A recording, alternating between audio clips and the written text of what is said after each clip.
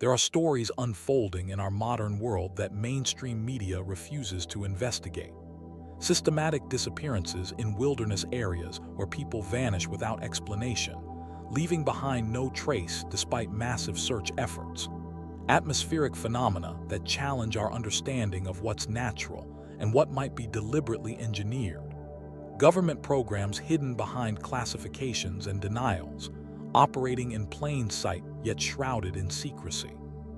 From national parks where the statistics of missing persons defy explanation, to skis crisscrossed with trails that behave in ways that challenge meteorological science. Tonight, we're diving deep into modern mysteries that raise uncomfortable questions about what's really happening in our world. Before we begin, here's a quick note. The visuals in this video provide additional context, but they aren't essential to follow along with these stories. You can let this play in the background while you work, study, or even drift off to sleep to these unsettling modern enigmas. If you'd like to support more content like this, consider subscribing to the channel and sharing these stories with others who question the official narratives. Let's embark on this 4-hour journey through the mysteries that challenge everything we're told about the world we live in today. There are places in America's wilderness where people simply vanish. Not lost, not injured, not taken by wild animals, but gone without explanation. These aren't isolated incidents or tragic accidents that can be easily explained away. These are systematic disappearances that follow patterns so strange, so consistent, that they've caught the attention of former law enforcement officers and researchers who refuse to accept the official explanations.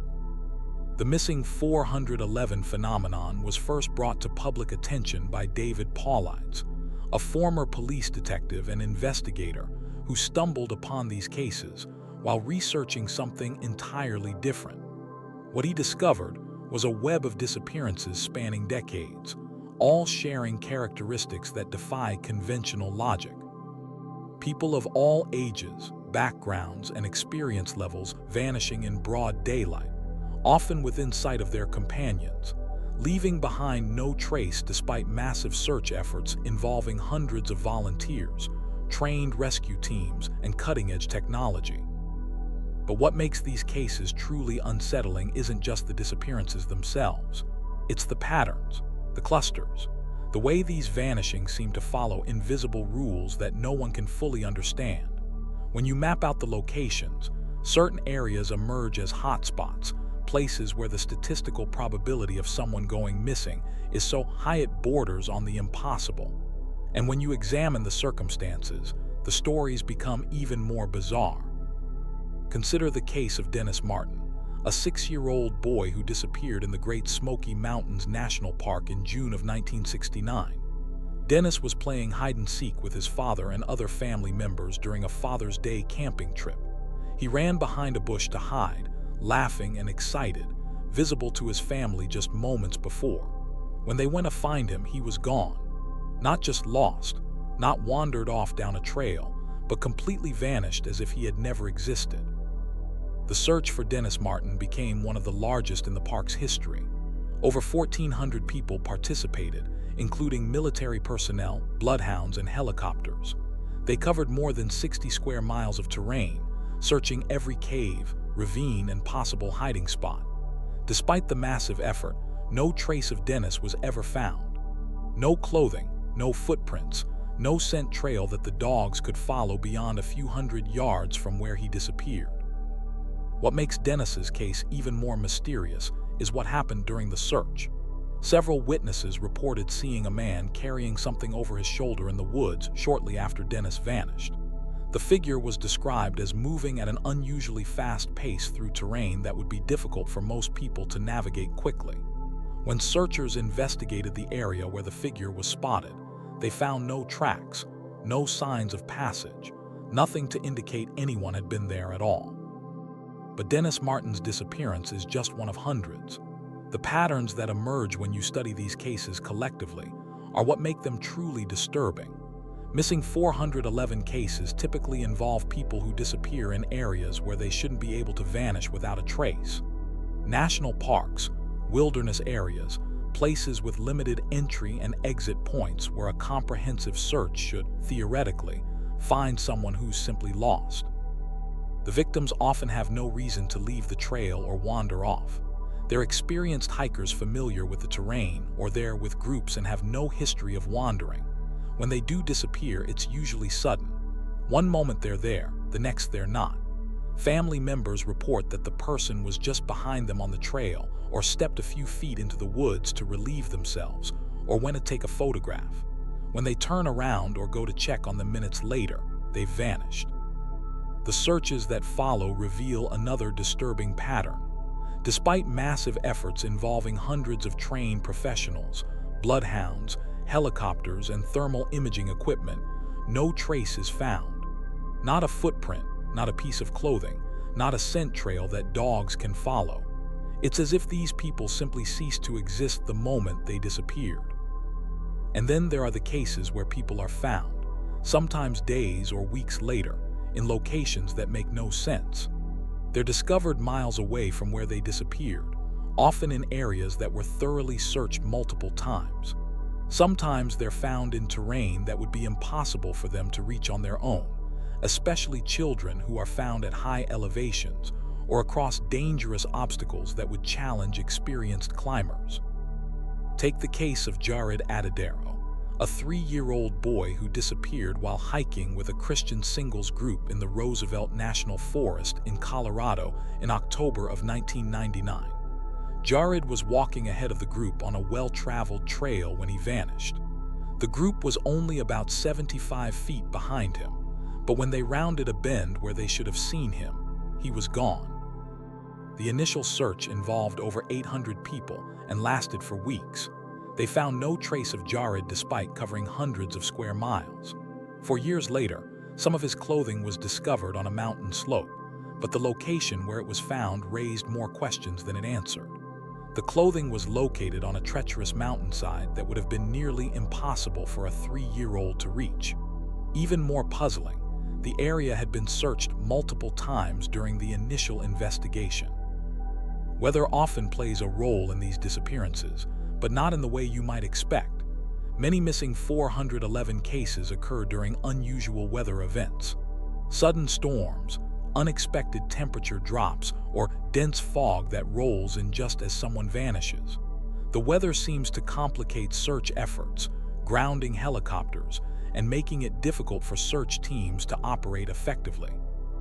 Some researchers have noted that these weather events often seem to coincide with the disappearances in ways that appear almost deliberate, as if something is taking advantage of the conditions to mask its activities. The geographical distribution of these cases is another puzzle. Missing 411 disappearances cluster around specific areas, often near granite formations, boulder fields, or areas with unusual geological features. Many occur near bodies of water, berry patches, or in areas where people commonly stop to rest or take photographs. The clustering isn't random. When you plot these disappearances on a map, distinct patterns emerge, with hotspots that have far more disappearances than statistical probability would suggest. Yosemite National Park is one such hotspot. The park has a disproportionate number of missing 411 cases, many involving experienced hikers and climbers who know the terrain well. Stacy Ann Aris was a 14-year-old girl who disappeared while on a horseback riding trip in Yosemite in July of 1981. She was riding behind her father when her horse returned to the group without her. Despite massive search efforts involving over 200 people, no trace of Stacy was ever found. What makes Stacy's case particularly baffling is the location where she disappeared. She vanished in a relatively open area with good visibility, yet no one saw or heard anything unusual. The horse showed no signs of distress and wasn't injured, suggesting that whatever caused Stacy to disappear didn't frighten or harm the animal. The search area was thoroughly covered multiple times, yet no trace of the girl was ever discovered. The Olympic National Forest in Washington State is another hotspot. Samuel Bohook, an 8-year-old boy, disappeared while camping with his father in October of 2006. Sam went to collect firewood near their campsite and never returned. The area where he vanished was relatively small and enclosed, with limited escape routes. Despite intensive searches, no trace of Sam was found. But perhaps one of the most disturbing aspects of missing 411 cases is what happens to the few people who are found alive. Those who survive often have no memory of what happened to them. They're discovered in a dazed, confused state, sometimes with their clothes missing or torn in ways that suggest they were removed rather than damaged by travel through rough terrain. Many are found with no shoes, even when they disappeared wearing hiking boots that would be difficult to remove accidentally. The survivors who do remember anything often tell stories that seem impossible or delusional. They describe being taken by someone or something, but the details are always vague and often contradictory. Some report missing time, claiming that only hours passed when they were actually gone for days. Others describe being in places that don't match the terrain where they're found, as if they were somewhere else entirely during their disappearance. D'Or Kuntz Jr. was 2 years old when he disappeared while camping with his family at Timber Creek Campground in Idaho in July of 2015. D'Or was playing near the campsite while his parents and grandfather prepared for a fishing trip. When they turned to check on him, he was gone. The campground was small and enclosed, with limited ways in or out. Yet despite extensive searches involving hundreds of volunteers and professional rescue teams, no trace of D'Or has ever been found. What makes D'Or's case particularly puzzling is the response of the search dogs. Bloodhounds were brought in within hours of his disappearance, yet they couldn't pick up a scent trail beyond a few feet from where he was last seen. This is highly unusual for a 2-year-old, who should leave a strong scent trail that dogs can follow for considerable distances. The age range of missing 411 victims follows specific patterns. Very young children, typically between 2 and 4 years old, make up a significant portion of the cases. These disappearances are particularly disturbing because toddlers shouldn't be able to travel far or fast enough to evade massive search efforts. Yet they vanish completely, often from areas where they should be easily found. The other major demographic is older adults, particularly those in their 50s and 60s. Many of these individuals are experienced outdoors people, hunters, hikers, or campers who know the wilderness well. They're not the type of people who would typically get disoriented or lost, yet they disappear just as completely as the children. There's also a notable number of cases involving people with disabilities, particularly those with cognitive impairments or mental health issues. Critics argue this explains the disappearances, suggesting these individuals are more likely to wander off or become disoriented. However, many of these cases involve people whose disabilities wouldn't prevent them from being found by trained search teams with dogs and aircraft. The timing of disappearances also follows patterns. Many occur during late afternoon or early evening hours, often when visibility is still good but beginning to decline. Others happen during times when the victim is briefly separated from their group, even for just a few minutes. The window of opportunity for someone to vanish completely is often impossibly small, yet they disappear without a trace. Some cases involve entire groups disappearing simultaneously. In 1975, a group of 6 people vanished while camping in the Crater Lake National Forest in Oregon. They were experienced campers who knew the area well, yet they all disappeared without leaving any trace behind. Their campsite was found undisturbed, with food still cooking over the fire and personal belongings scattered around as if they had simply stepped away for a moment and never returned. The response of authorities to missing 411 cases has been another source of controversy. Park services and law enforcement agencies often seem reluctant to discuss these disappearances or acknowledge any patterns. Search efforts, while extensive, sometimes seem to avoid certain areas or stop unexpectedly. Information about the cases is often limited, with details that seem relevant to understanding what happened withheld from public records. David Paulides has noted that obtaining information about these cases from official sources is often difficult. Freedom of Information Act requests are denied or heavily redacted, and park services sometimes claim that detailed records of searches don't exist. This lack of transparency has fueled speculation that authorities know more about these disappearances than they're willing to admit. Some researchers have suggested that the patterns indicate something systematic is responsible for these disappearances. The consistency of the circumstances, the geographical clustering, and the complete lack of evidence left behind suggest this isn't random tragedy, but something organized and deliberate. But what that something might be remains a mystery. Theories about what's causing missing 411 disappearances range from the conventional to the extraordinary. Some suggest that a serial killer or group of killers is operating in these areas, targeting vulnerable individuals and disposing of bodies in ways that prevent discovery. The problem with this theory is the logistics. These disappearances occur across vast geographical areas, often simultaneously, and involve victims who would be difficult for human predators to overpower and transport without leaving evidence. Others propose that wild animals are responsible, perhaps predators that have learned to hunt humans efficiently. Large cats, bears, or wolves could potentially take someone quickly and completely, dragging them to areas where search teams wouldn't look. However, this doesn't explain cases where people disappear from areas with no large predators, or situations where animals would leave some trace of their activity. Underground cave systems have been suggested as an explanation for some disappearances. The theory is that people fall into hidden cave entrances and become trapped in underground passages where search teams can't find them. While this could explain some cases, many missing 411 disappearances occur in areas that have been thoroughly mapped and don't have significant cave systems. More controversial theories involve unknown species or entities.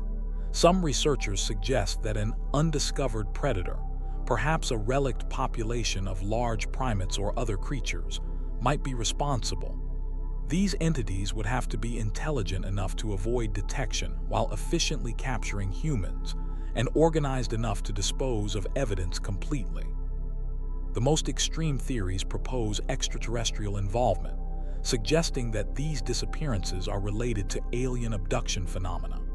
Proponents point to the missing time reported by survivors, the complete lack of evidence, and the clustering around areas with high levels of UFO sightings.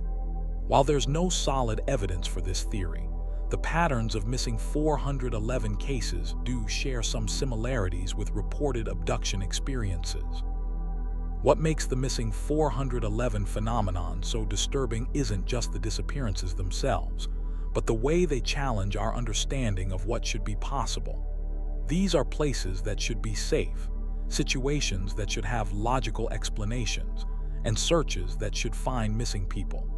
The fact that they don't suggests that something in our wilderness areas operates by rules we don't understand. The psychological impact on families of missing 411 victims is devastating. Unlike other tragedies where there's closure or at least understanding of what happened, these families are left with an endless uncertainty. They don't know if their loved one is dead or alive, suffered or died peacefully, or what force was responsible for taking them.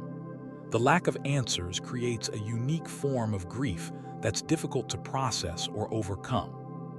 Search and rescue professionals who work these cases often report feeling disturbed by the patterns they observe. Many are experienced in finding missing people and understand how searches should progress and what evidence should be available. When cases consistently defy their expectations and experience, it creates a sense of unease that extends beyond professional frustration. The missing 411 phenomenon has gained attention through books, documentaries, and online communities of people trying to understand these disappearances.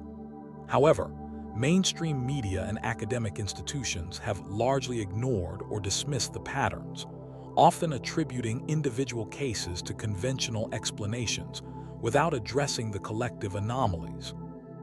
As more cases are documented and patterns become clearer, the missing 411 phenomenon continues to challenge our assumptions about safety in wilderness areas.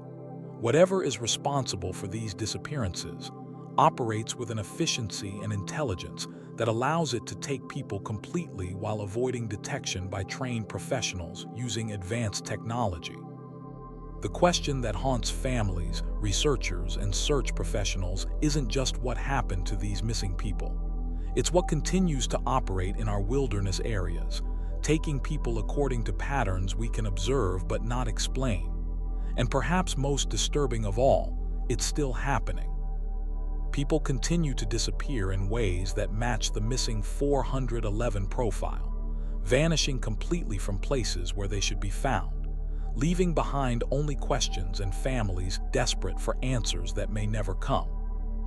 Look up at the sky on any clear day and you'll likely see them. Long, white trails stretching across the blue expanse, left behind by aircraft as they traverse the heavens above. To most people, these are simply contrails, the natural result of hot jet exhaust meeting cold air at high altitude. But to a growing number of observers, these trails represent something far more sinister.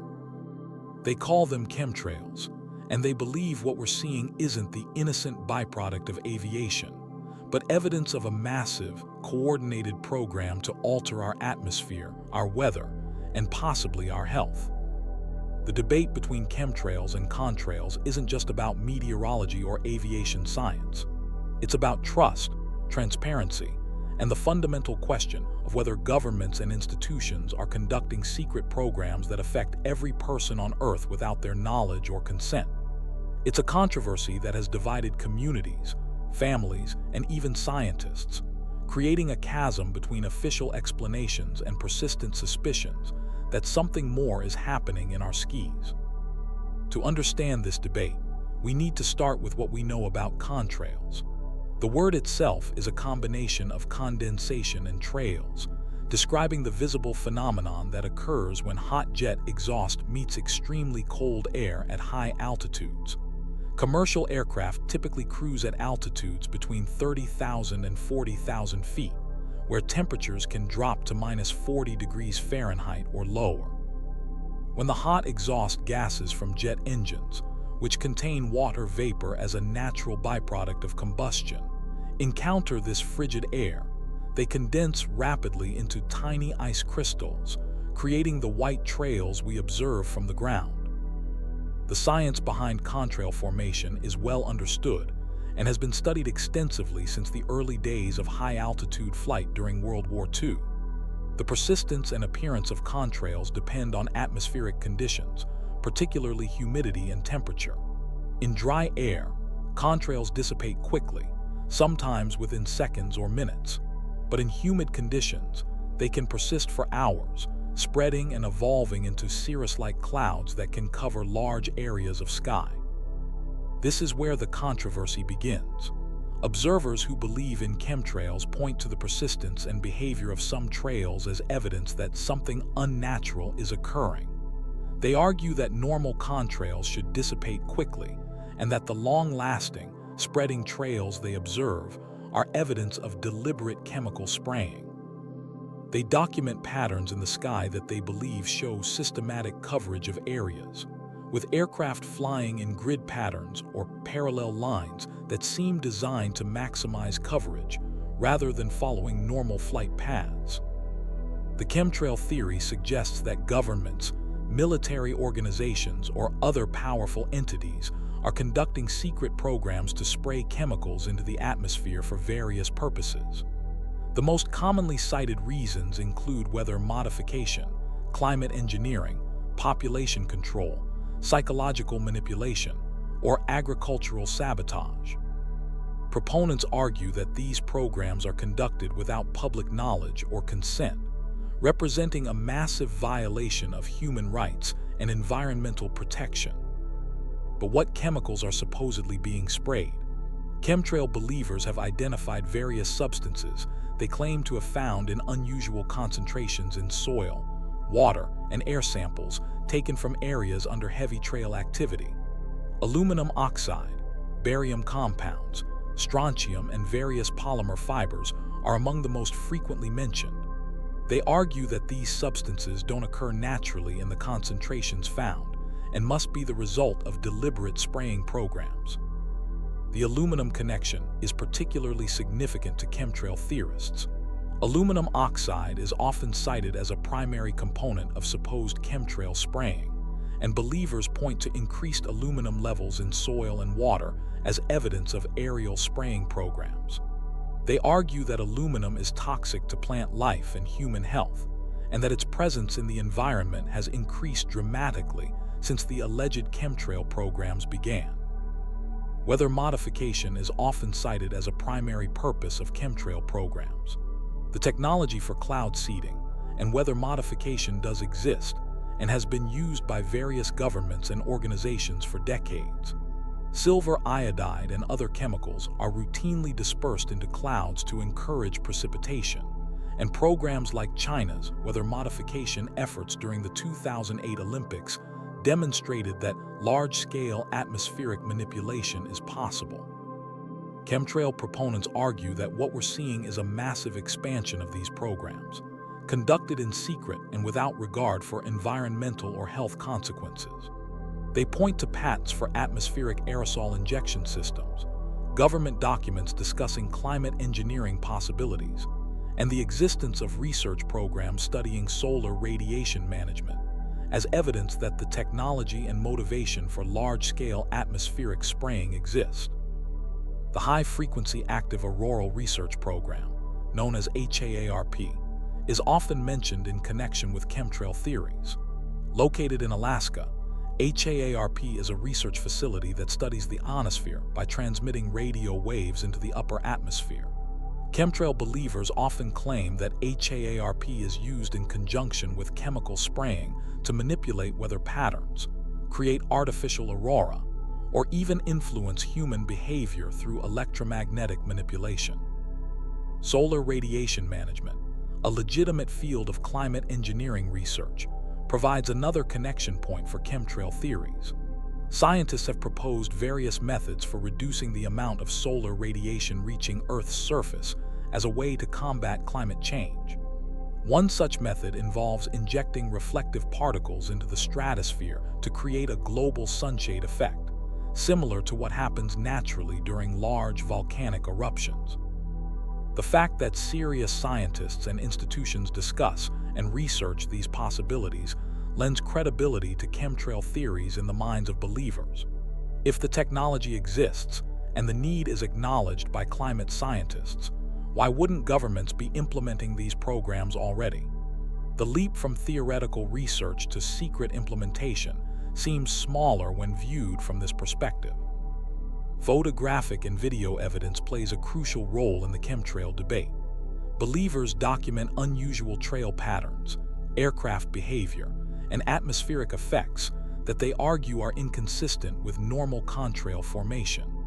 They point to planes flying at similar altitudes where some leave persistent trails while others leave none, or to aircraft that appear to turn their trail production on and off during flight. Time-lapse photography showing trails spreading and covering large areas of sky is often presented as evidence of deliberate atmospheric manipulation. Believers argue that the systematic coverage achieved by these spreading trails couldn't be the result of random commercial flight patterns and must indicate coordinated spraying operations. The aircraft themselves have become part of the debate. Chemtrail believers claim to identify specialized equipment on certain planes, including additional fuel tanks, spray nozzles, or other modifications they argue are necessary for chemical dispersal. They document aircraft with unusual markings, flight patterns that seem inconsistent with commercial operations, or planes that appear to be military or government-operated conducting spraying operations. Flight tracking websites and applications have become tools in this investigation, with believers monitoring aircraft movements and identifying planes they suspect of conducting spraying operations. They document instances where aircraft identification information is blocked or unavailable, suggesting covert operations. The health effects allegedly caused by chemtrail spraying are a major concern for believers. They report increased rates of respiratory problems, neurological issues, and various other health conditions that they attribute to chemical exposure from aerial spraying. Alzheimer's disease and other neurodegenerative conditions are often linked to aluminum exposure from supposed chemtrail operations. Agricultural effects are also commonly reported. Chemtrail believers document changes in soil pH, plant health, and crop yields that they attribute to chemical spraying. They argue that the aluminum and other chemicals being sprayed are deliberately designed to harm agriculture, either as a form of population control through food supply manipulation, or as a way to benefit corporations that produce aluminum-resistant genetically modified crops. The official response to chemtrail theories has been consistent denial from government agencies, scientific institutions, and aviation authorities. They maintain that all observed phenomena can be explained by normal contrail formation and atmospheric conditions. Government agencies like the Environmental Protection Agency and the Federal Aviation Administration have published information explaining contrail science and debunking chemtrail claims. Scientists argue that the supposed evidence for chemtrail spraying can be explained by natural phenomena, measurement errors, or misinterpretation of data. They point out that aluminum, barium, and other substances cited as evidence of spraying occur naturally in the environment, and that variations in their concentrations can be explained by normal geological and atmospheric processes. The aviation industry emphasizes that the flight patterns and aircraft behavior cited as evidence of spraying operations are consistent with normal commercial and military aviation activities. They explain that variations in contrail formation between aircraft can be due to differences in altitude, engine type, atmospheric conditions, or flight path, and that the apparent on-off switching of trail production is usually the result of aircraft moving between air masses with different humidity levels. However, the official denials haven't satisfied chemtrail believers, who argue that the very agencies responsible for regulating and monitoring these supposed programs can't be trusted to provide honest information about them. They point to historical examples of government secrecy and cover-ups as evidence that official denials don't prove anything. The existence of legitimate weather modification programs adds complexity to the debate. Cloud seeding operations are conducted by various organizations around the world, and these programs do involve aircraft spraying chemicals into the atmosphere. The distinction between acknowledged weather modification and supposed secret chemtrail programs becomes blurred when both involve aircraft dispersing substances into the sky. International cooperation on climate issues has also fed chemtrail theories.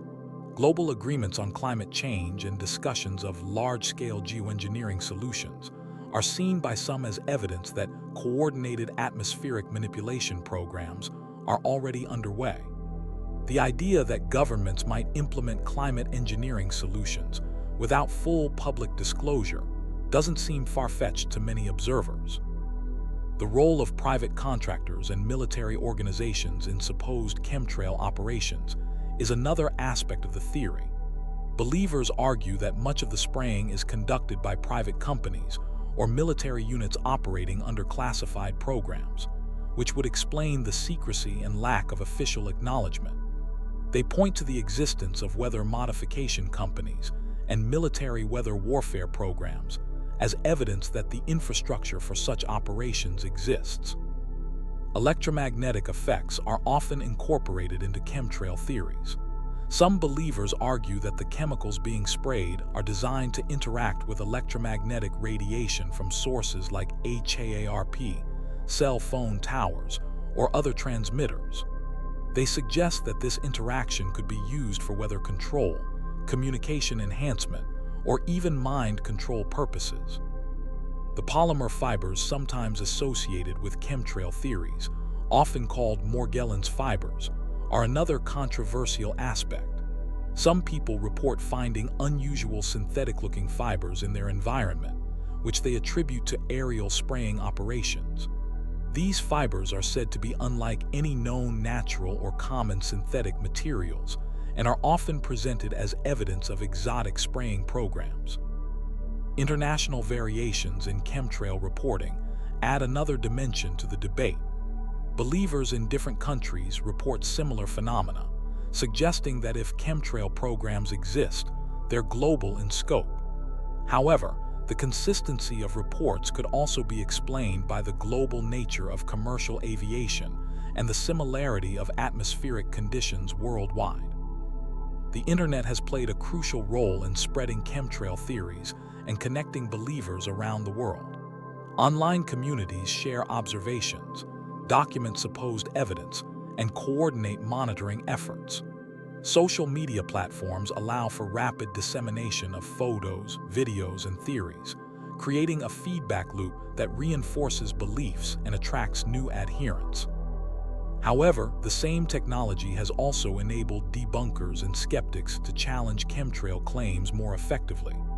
Real-time flight tracking, weather data, and scientific information are more accessible than ever, allowing critics to provide alternative explanations for supposed chemtrail evidence. The psychological aspects of the chemtrail belief system are complex. For many believers, these theories provide an explanation for various problems and concerns about environmental degradation, health issues, and governmental secrecy. The idea that there's a single, identifiable cause for multiple problems can be psychologically appealing, even if the proposed cause is disturbing. The visual nature of supposed chemtrail evidence makes it particularly compelling. Unlike many conspiracy theories that rely on hidden evidence or complex connections, chemtrail theories are based on phenomena that people can observe directly. This creates a sense of personal validation and makes believers feel like they're uncovering truth through their own observations. Educational and scientific institutions have generally dismissed chemtrail theories as unfounded conspiracy theories. However, this dismissal often reinforces believers' suspicions that academic and scientific communities are part of the cover-up. The perceived condescension or ridicule from experts can strengthen rather than weaken belief in chemtrail theories. The economic implications of supposed chemtrail programs are enormous.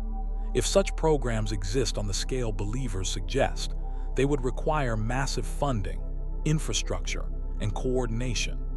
The logistics of maintaining secrecy while conducting operations of this magnitude would be extraordinary, involving thousands of people across multiple organizations and countries. Critics argue that the practical impossibility of maintaining such secrecy is one of the strongest arguments against chemtrail theories. However, believers counter that compartmentalization, need-to-know policies, and the classification of information could enable large-scale secret programs to operate without widespread knowledge of their true purpose. The environmental monitoring systems that exist worldwide would theoretically detect large-scale atmospheric spraying programs. Air quality monitoring stations, atmospheric research programs, and environmental protection agencies conduct ongoing measurements that should reveal unusual chemical concentrations or atmospheric modifications.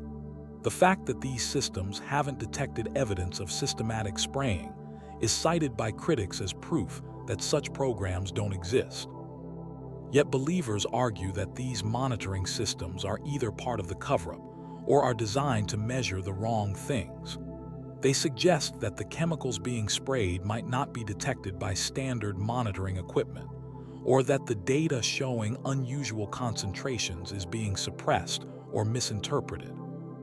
The timeline of supposed chemtrail programs is another point of debate. Most believers trace the beginning of intensive chemtrail activity to the 1990s or early 2000s, coinciding with increased concern about climate change and advances in atmospheric science. This timing is seen as evidence that climate engineering programs were implemented secretly, while public debate about their necessity and safety was still ongoing. The role of commercial airlines in chemtrail theories varies among believers. Some argue that commercial flights are unknowingly dispersing chemicals added to fuel supplies, while others believe that dedicated military or contractor aircraft conduct most spraying operations. The involvement of unknowing commercial pilots is seen by some as a way to maintain operational security while achieving wide geographical coverage. Military weather modification programs have a documented history, including cloud seeding operations during the Vietnam War and various research programs studying atmospheric manipulation. This historical precedent is often cited by chemtrail believers as evidence that military organizations have both the capability and willingness to conduct large-scale atmospheric modification programs. The intersection of chemtrail theories with other conspiracy theories creates a complex web of interconnected beliefs. Many chemtrail believers also subscribe to theories about population control, New World Order agendas, or other large-scale conspiracies. This interconnection can make chemtrail beliefs more resistant to debunking, as they're supported by broader worldviews that encompass multiple conspiracy theories. The debate over chemtrails versus contrails ultimately reflects deeper questions about trust, transparency, and the relationship between governments and citizens. Whether or not large-scale atmospheric spraying programs exist, the persistence of these beliefs indicates significant public concern about environmental manipulation, governmental secrecy, and the potential for undisclosed programs that could affect everyone on Earth. The scientific consensus remains that the trails observed in the sky are normal contrails produced by aircraft engines under predictable atmospheric conditions. However, the existence of legitimate geoengineering research, weather modification programs, and climate engineering proposals ensures that the debate over what's really happening in our skies will likely continue.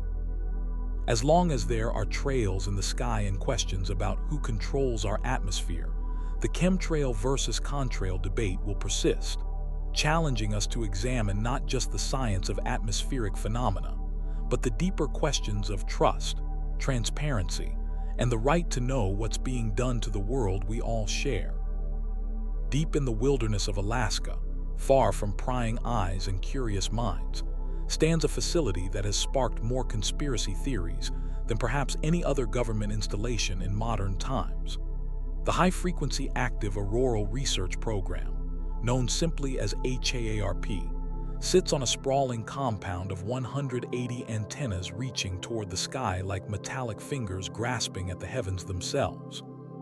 To the casual observer, it might look like just another research station, but for decades, HAARP has been at the center of claims that go far beyond simple scientific research. Weather manipulation, mind control, earthquake generation, the ability to knock out entire power grids with the flip of a switch. Are these the paranoid fantasies of conspiracy theorists, or is there something more to this mysterious facility hidden in the Alaskan wilderness? The official story is straightforward enough.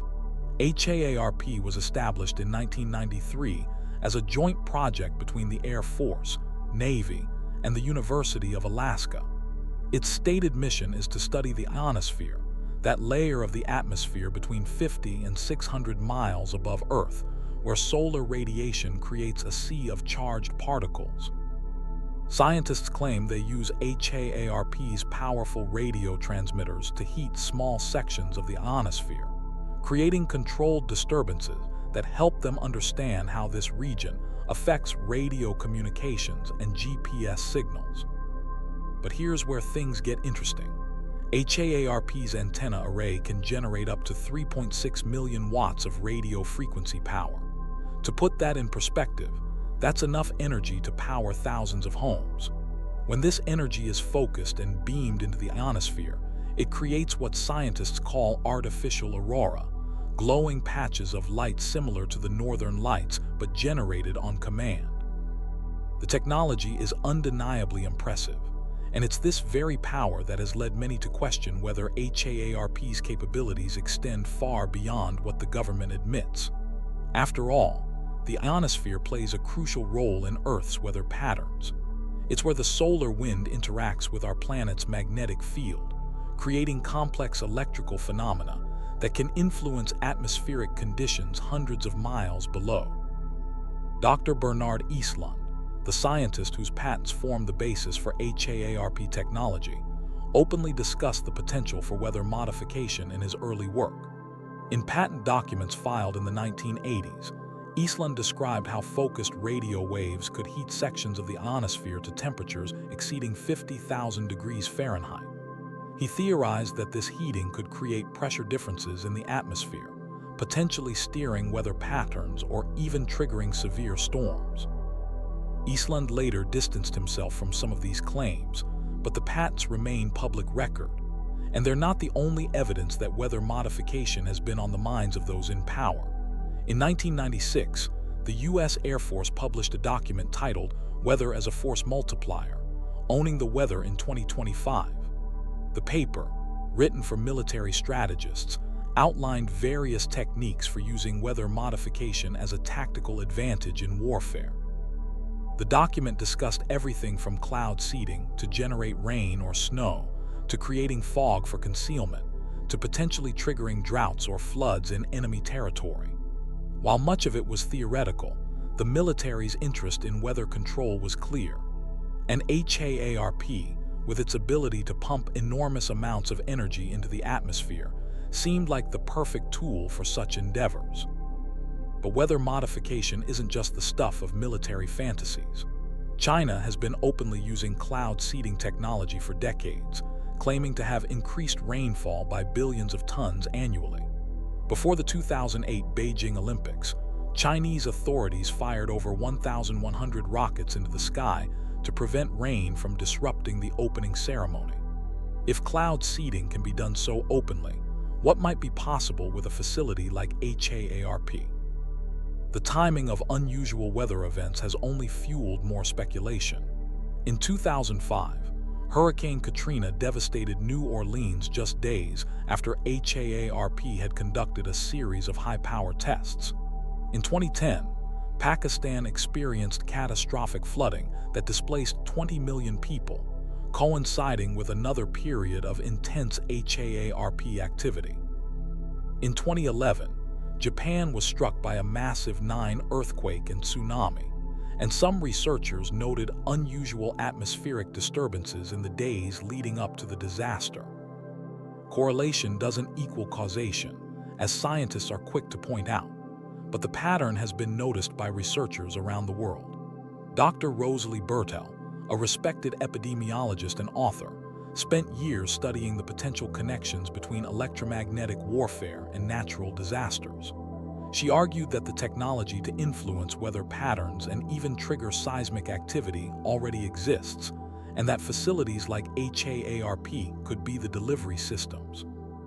The mechanism, according to these theories, involves heating specific sections of the ionosphere to create pressure waves that propagate down through the atmosphere. These waves could potentially intensify existing weather systems, steering storms along new paths, or increasing their destructive power. In the case of earthquakes, the theory suggests that electromagnetic energy could trigger fault lines that are already under stress, essentially acting as the final push needed to cause a rupture. Of course, the scientific establishment largely dismisses these claims. Mainstream meteorologists argue that the atmosphere is far too complex and chaotic for any human technology to control with precision. They point out that HAARP's energy output, while impressive, is tiny compared to the natural forces at work in weather systems. A single thunderstorm releases energy equivalent to several nuclear bombs, they say. How could a facility in Alaska possibly control such massive forces?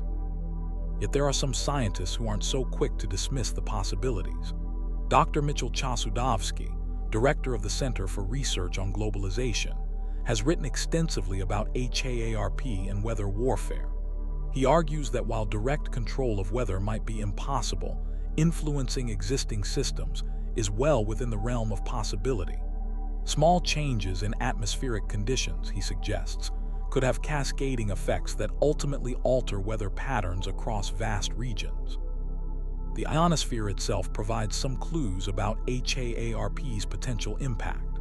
This layer of the atmosphere is surprisingly sensitive to electromagnetic disturbances. Solar flares, for instance, can cause ionospheric storms that disrupt radio communications and GPS systems worldwide. If natural electromagnetic events can have such wide-ranging effects, what might artificial ones be capable of? Research conducted by independent scientists has revealed some intriguing correlations. Analysis of ionospheric data has shown unusual disturbances occurring in the hours and days before major earthquakes, including the 2011 Japan earthquake and the 2010 Chile earthquake. While these disturbances could be natural precursors to seismic events, some researchers wonder if they might also be artificial triggers. The European Space Agency has even launched satellites specifically designed to study these ionospheric anomalies. The Demeter satellite, which operated from 2004 to 2010, detected electromagnetic emissions associated with seismic activity. While the data is still being analyzed, some preliminary findings suggest that certain types of electromagnetic disturbances do indeed precede major earthquakes. But perhaps the most compelling evidence comes from the facility itself.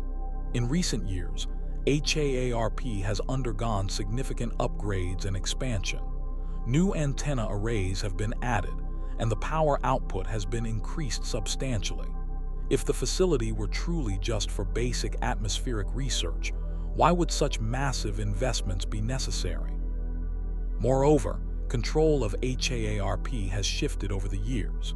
While it began as a joint military-academic project, operational control has moved increasingly toward classified military programs. Public access to the facility has been restricted, and many research results are no longer published in open scientific journals. For a project that was supposedly about peaceful atmospheric research, the level of secrecy seems unusual. The facility's location also raises questions. Alaska's position near the magnetic North Pole makes it an ideal location for ionospheric research, but it also provides unique advantages for atmospheric manipulation. The aurora borealis is strongest at these latitudes because the Earth's magnetic field funnels solar particles toward the poles. A facility located here could potentially tap into or manipulate these natural processes in ways that wouldn't be possible elsewhere. International concerns about HAARP have grown over the years. Russia has repeatedly accused the United States of using the facility for weather warfare, particularly in relation to unusual weather patterns affecting Russian territory. In 2002, the Russian parliament held hearings on HAARP's potential military applications and expressed concerns about its impact on global climate stability. Venezuela's former president Hugo Chavez once accused HAARP of triggering the 2010 Haiti earthquake, claiming it was a test of earthquake-generating technology. While such accusations are often dismissed as political rhetoric, they reflect genuine international unease about the facility's capabilities and intentions. The European Union has also weighed in on the controversy. In 1999, the European Parliament's Committee on Foreign Affairs, Security and Defense Policy issued a report expressing concern about HAARP's potential environmental and security implications. The report called for greater transparency about the program's activities and objectives. Even within the United States, there have been calls for greater oversight. Several congressional representatives have questioned the military's involvement in what was supposedly a civilian research program. They've raised concerns about the potential for dual-use technologies that could be employed for both scientific research and military operations. The technology behind HAARP is based on a simple principle that becomes complex in application. High-frequency radio waves are transmitted upward where they're absorbed by electrons in the ionosphere. This absorption causes localized heating, creating what scientists call an artificial plasma. By controlling the frequency, power, and timing of these transmissions, researchers can create specific types of disturbances in the ionosphere. But here's what makes it particularly intriguing. The ionosphere is electrically connected to Earth's surface through the global electrical circuit. This means that disturbances in the ionosphere can potentially influence electrical phenomena at ground level. Some researchers theorize that by creating the right type of ionospheric disturbance, it might be possible to influence atmospheric pressure patterns hundreds of miles below. The patents associated with HAARP technology describe several potential applications beyond basic research. These include the ability to create artificial ionospheric lenses that could focus radio waves, the generation of extremely low-frequency waves that could penetrate deep underground or underwater, and even the possibility of creating localized heating in the upper atmosphere that could influence jet stream patterns. One particularly controversial patent describes a method for creating plumes of heated atmosphere that could potentially disrupt or destroy incoming missiles or aircraft. While this application is purely theoretical, it demonstrates the military's interest in weaponizing ionospheric research. If the technology can be used to destroy aircraft, what other applications might be possible? The heating effects created by HAARP are temporary, typically lasting only minutes or hours after transmission ends. But some researchers argue that even brief disturbances could have lasting effects if they occur at critical moments in atmospheric or seismic cycles. The butterfly effect, they suggest, might apply to electromagnetic manipulation just as it does to weather systems. Independent monitoring of HAARP's activities has revealed some interesting patterns. The facility tends to increase its transmission power during periods of unusual weather activity or seismic instability. While this could simply reflect researchers taking advantage of natural phenomena for their studies, critics argue it might indicate something more sinister. The facility operates on a schedule that's not always made public. High-power transmissions can occur at any time of day or night, often without advance notice to the scientific community. This secrecy makes it difficult for independent researchers to correlate HAARP's activities with unusual atmospheric or seismic events. What makes the HAARP controversy particularly difficult to resolve is the dual-use nature of the technology. The same techniques used for legitimate atmospheric research could theoretically be employed for weather modification or other military applications. The line between science and potential weaponization is often unclear, even to the researchers involved. The global implications of weather modification technology are staggering to consider. If one nation possesses the ability to influence weather patterns, it could potentially cause droughts in agricultural regions of rival countries, steer hurricanes toward enemy coastlines, or create favorable weather conditions for its own military operations. The geopolitical advantages would be enormous, but so would the potential for catastrophic misuse. Climate change has only intensified interest in weather modification technologies. As extreme weather events become more frequent and severe, the temptation to develop systems that could mitigate or redirect these events grows stronger. But the same technologies that might be used to prevent hurricanes could potentially be used to create them. The ethical questions surrounding weather modification are as complex as the technical ones. Who has the right to control weather patterns that affect multiple nations? How could such technology be regulated internationally? What safeguards could prevent its misuse? These questions remain largely unanswered as the technology continues to advance in secret. Recent developments in atmospheric science have only added to the intrigue surrounding HAARP. Researchers have discovered that the ionosphere is far more dynamic and interconnected than previously understood. Small disturbances in one region can propagate across vast distances, potentially influencing atmospheric conditions thousands of miles away. The discovery of atmospheric rivers, long channels of moisture in the upper atmosphere, has provided new insights into how weather patterns develop and move. These rivers of vapor carry enormous amounts of water across continents, and small changes in their paths can have dramatic effects on regional weather. Could facilities like HAARP potentially influence the formation or direction of these atmospheric rivers? Advances in computer modeling have also revealed the surprising sensitivity of weather systems to small perturbations. What meteorologists call sensitive dependence on initial conditions means that tiny changes in atmospheric conditions can lead to dramatically different weather outcomes days or weeks later. This sensitivity suggests that weather modification might be possible with much smaller amounts of energy than previously thought necessary. The interaction between HAARP and other atmospheric research facilities around the world raises additional questions.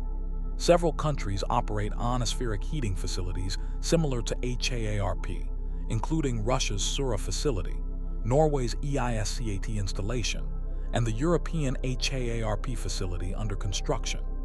Could these installations be coordinated to create atmospheric effects that wouldn't be possible with a single facility? Some researchers have noted unusual patterns in the global distribution of extreme weather events that seem to correlate with the locations and activities of these facilities. While such correlations could be coincidental, they've fueled speculation about coordinated weather modification programs operating on a global scale. The technology continues to evolve in ways that weren't anticipated when HAARP was first constructed. New antenna designs can focus energy more precisely, and advanced computer control systems can create complex patterns of ionospheric heating that might produce more sophisticated atmospheric effects. What began as a relatively simple heating experiment has become a complex electromagnetic manipulation system. Military interest in HAARP-type technology hasn't diminished over the years. In fact, it appears to have intensified. Recent defense spending bills have included significant funding for ionospheric research programs, often classified under vague categories that make it difficult to determine their exact purpose. The line between atmospheric research and weapons development continues to blur. The ultimate question surrounding HAARP isn't whether the technology could theoretically be used for weather modification, but whether it actually is being used for such purposes. The facility certainly has the power to influence ionospheric conditions, and those conditions are known to affect weather patterns. The missing piece of the puzzle is evidence of intentional weather manipulation. That evidence may be impossible to obtain through conventional means. Weather modification, if it's occurring, would likely be conducted under the highest levels of classification. The results would be designed to look like natural weather events, making detection extremely difficult. Only those directly involved in such programs would know for certain whether weather warfare is reality or fiction. What we do know is that the technology exists. The military has expressed interest in weather modification, and unusual weather patterns continue to occur with disturbing frequency. Whether these facts are connected remains one of the most controversial questions in modern science. But as extreme weather events become more common and more destructive, the question of whether they're entirely natural becomes increasingly important. The HAARP facility continues to operate, its antennas reaching toward the sky, pumping millions of watts of energy into the ionosphere. Whatever its true purpose, it remains a testament to humanity's desire to understand and perhaps control the forces of nature. Whether that desire leads to scientific breakthrough or catastrophic misuse may depend on secrets that remain locked away in classified files, hidden from public view like the facility itself in the remote Alaskan wilderness. In medical offices across the country, a disturbing pattern has emerged. Patients arrive with containers filled with strange fibers, convinced that mysterious threads are emerging from their skin. They describe sensations of crawling, stinging, and biting, accompanied by lesions that refuse to heal. Many have seen multiple doctors, undergone countless tests, and spent thousands of dollars seeking answers. Yet the medical establishment largely dismisses their condition as psychological, leaving thousands of sufferers caught between their lived reality and medical skepticism. This is the world of Morgellons disease, a condition so controversial that its very existence is debated in medical circles. Named after a 17th-century French medical text that described children with black hairs emerging from their skin, modern Morgellons presents a complex constellation of symptoms that defy easy explanation. But what if these patients aren't delusional? What if something genuinely mysterious is happening to their bodies, something that current medical science doesn't yet understand? The story of modern Morgellons begins with a mother's determination to find answers for her child. In 2002, Mary Leitao, a biologist living in Pennsylvania, noticed strange fibers emerging from sores on her 3-year-old son's lip. The boy complained constantly of bugs crawling under his skin, and despite multiple visits to doctors, no one could provide a satisfactory explanation. Frustrated by the lack of answers and the suggestion that her son's condition was psychological, Leitao began researching historical medical literature. She discovered references to a condition described by Sir Thomas Browne in 1674, who wrote about children in France with harsh hairs on their backs that caused them great discomfort. Browne called this condition the Morgellons, and Leitao adopted this name for what she was observing in her son. She created a website to document the condition and was stunned to receive thousands of responses from people experiencing similar symptoms. The typical Morgellons patient describes a range of disturbing symptoms. The most characteristic is the presence of fibers emerging from skin lesions or found on the surface of unbroken skin. These fibers come in various colors, most commonly blue, red, black, and white.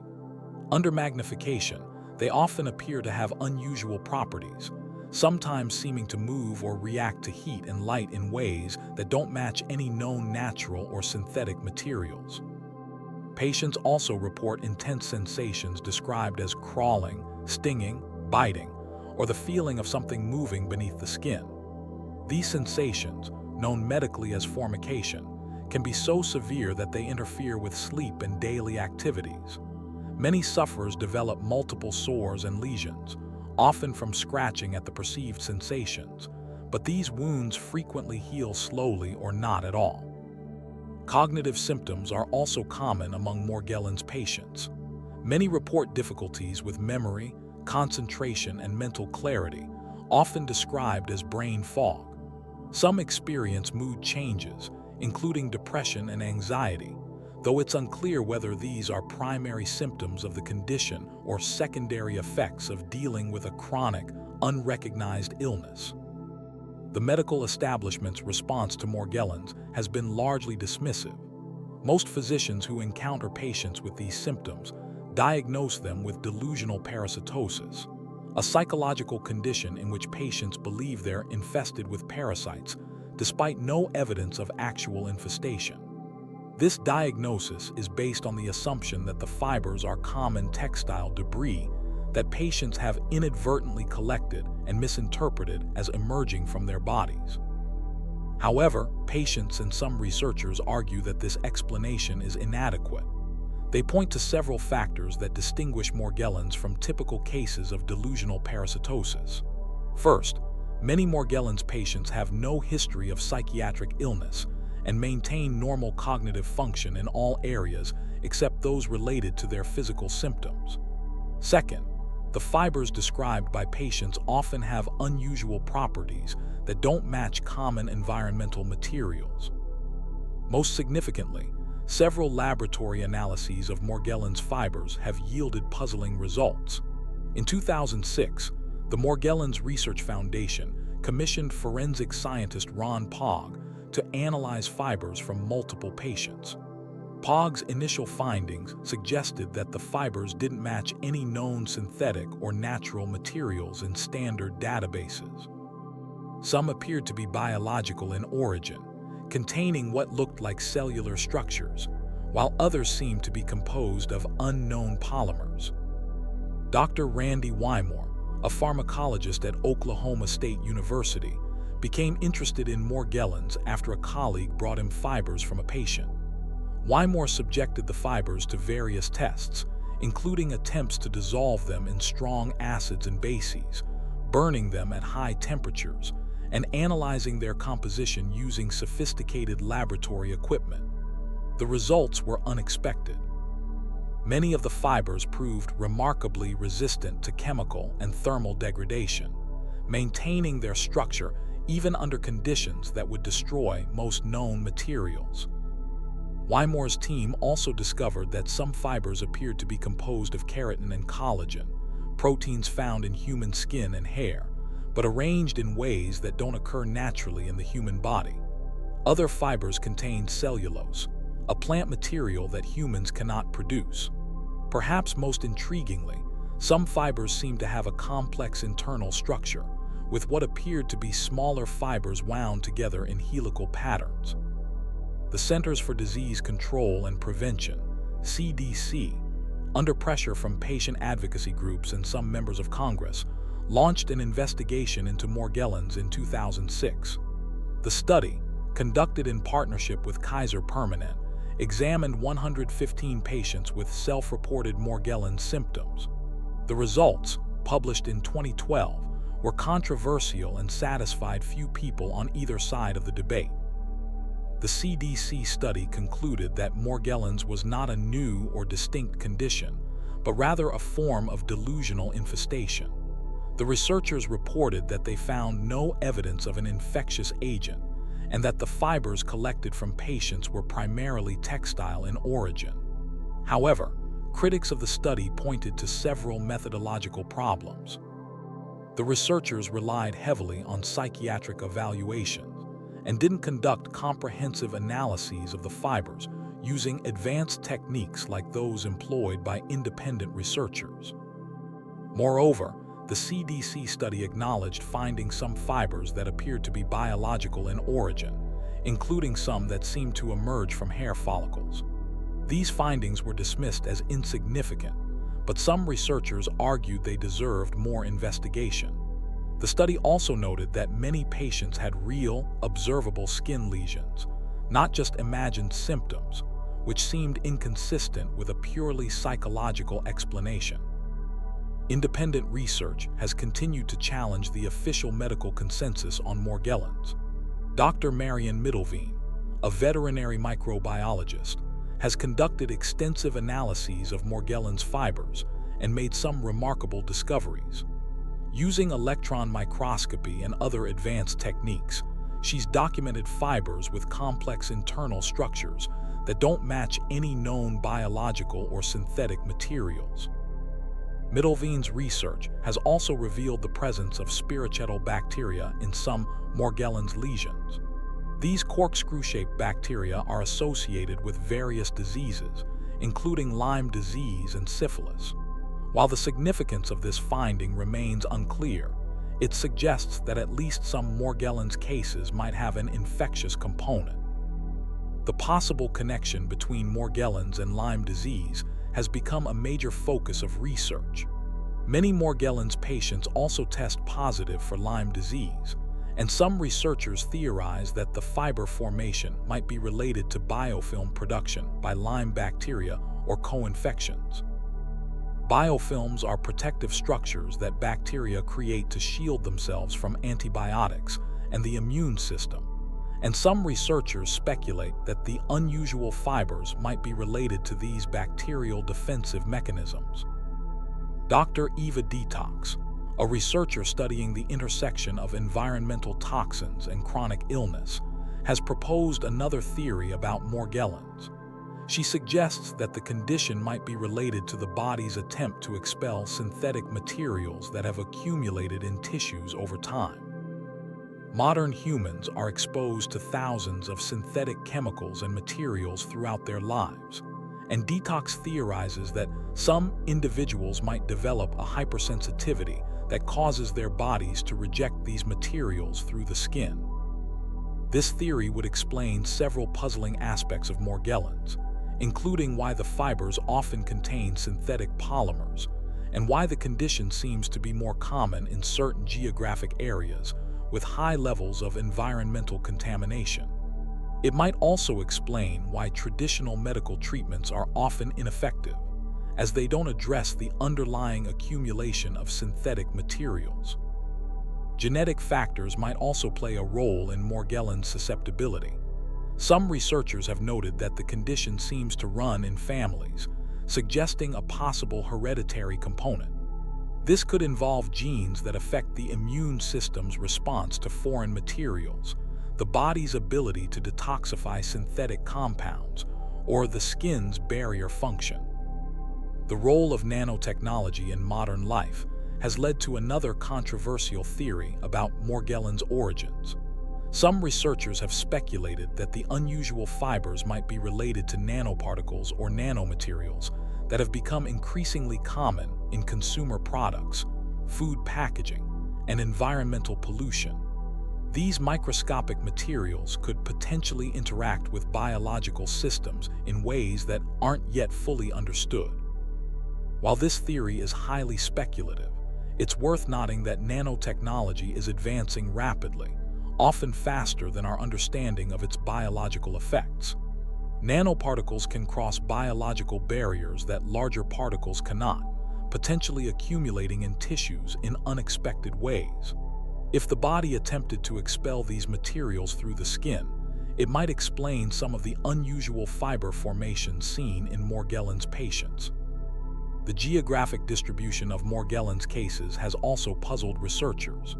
The condition appears to be more common in certain areas, particularly California, Texas, and Florida. This clustering could be coincidental, but it might also suggest environmental factors that contribute to the condition's development.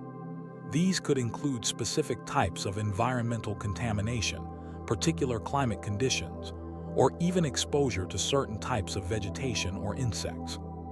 Some researchers have investigated possible connections between Morgellons and agricultural practices, particularly the use of genetically modified crops and associated pesticides. While no definitive links have been established, the geographic correlation between areas of intensive agriculture and higher rates of Morgellons cases has raised questions about environmental triggers. The psychological impact of Morgellons on patients cannot be understated. Many sufferers report feeling isolated and desperate as they struggle to find medical professionals who take their symptoms seriously. The suggestion that their condition is psychological often leads to feelings of shame and frustration, particularly when they can clearly observe physical evidence of their symptoms.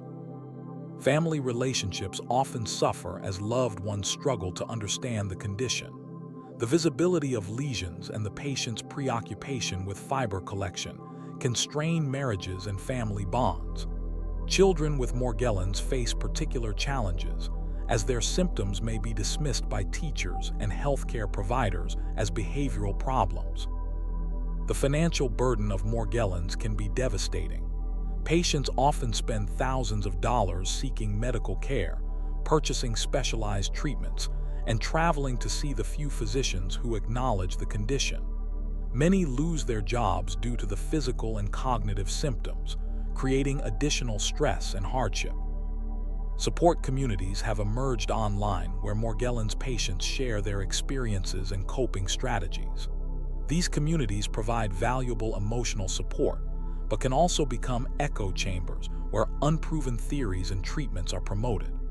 The desperation for answers sometimes leads patients to try potentially dangerous treatments or to develop increasingly elaborate theories about their condition. Treatment approaches for Morgellons vary widely, partly because the medical establishment doesn't recognize it as a distinct condition.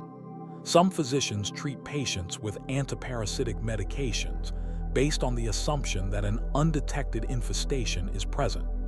Others focus on treating the secondary infections that can develop in chronic lesions. Antibiotic treatment has shown promise in some cases, particularly when Lyme disease or other bacterial infections are present. Some patients report improvement with long-term antibiotic therapy, though this approach is controversial due to concerns about antibiotic resistance and side effects. Topical treatments aimed at soothing irritated skin and promoting healing are commonly used.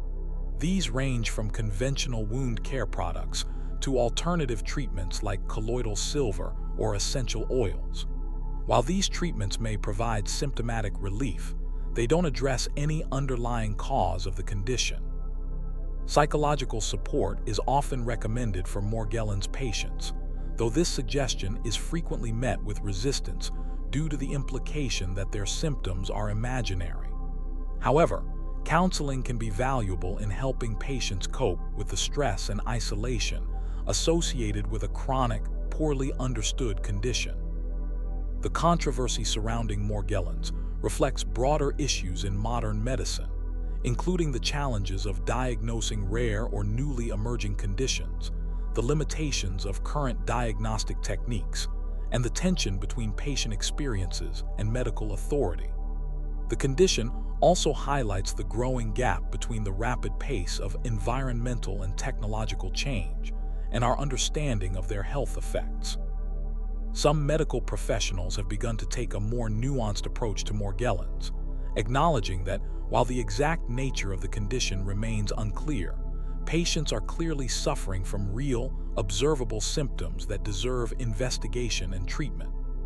This perspective focuses on addressing the patient's symptoms and quality of life rather than debating the underlying cause.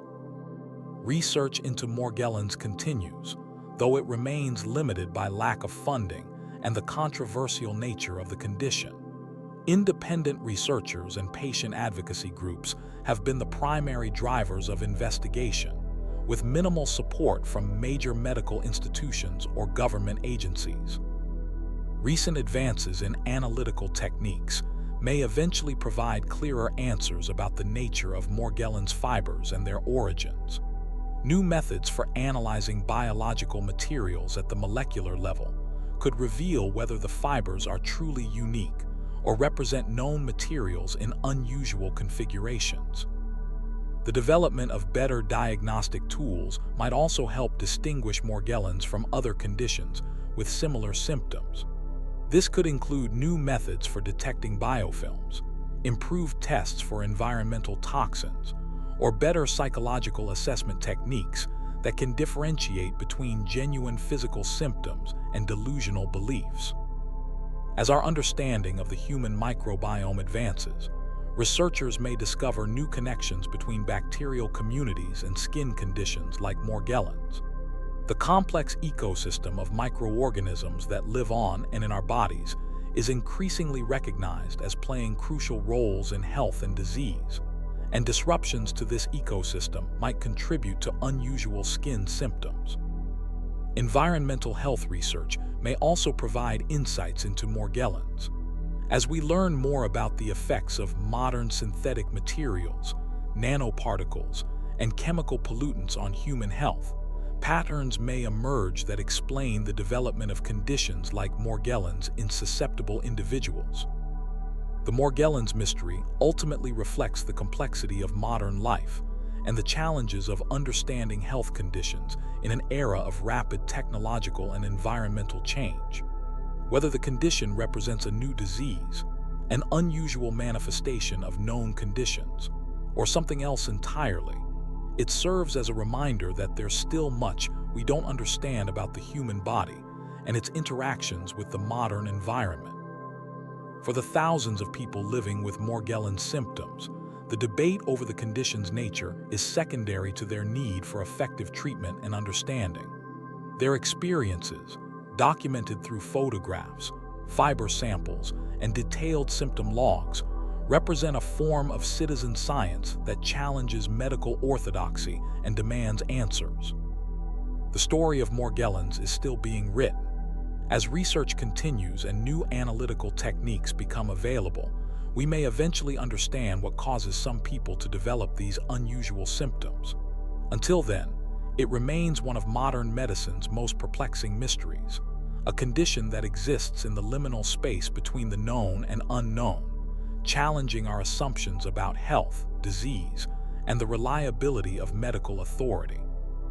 Whether Morgellons proves to be a new infectious disease, an environmental illness, a manifestation of modern toxicity, or something else entirely, it has already changed how we think about the relationship between patients and the medical establishment. It reminds us that lived experience and scientific understanding don't always align, and that the search for truth in medicine requires both rigorous investigation and genuine compassion for those who suffer from conditions that don't fit neatly into existing diagnostic categories. In quiet suburban neighborhoods across America, behind the ordinary facades of everyday life, some people claim to be living through a nightmare that sounds too bizarre to be real.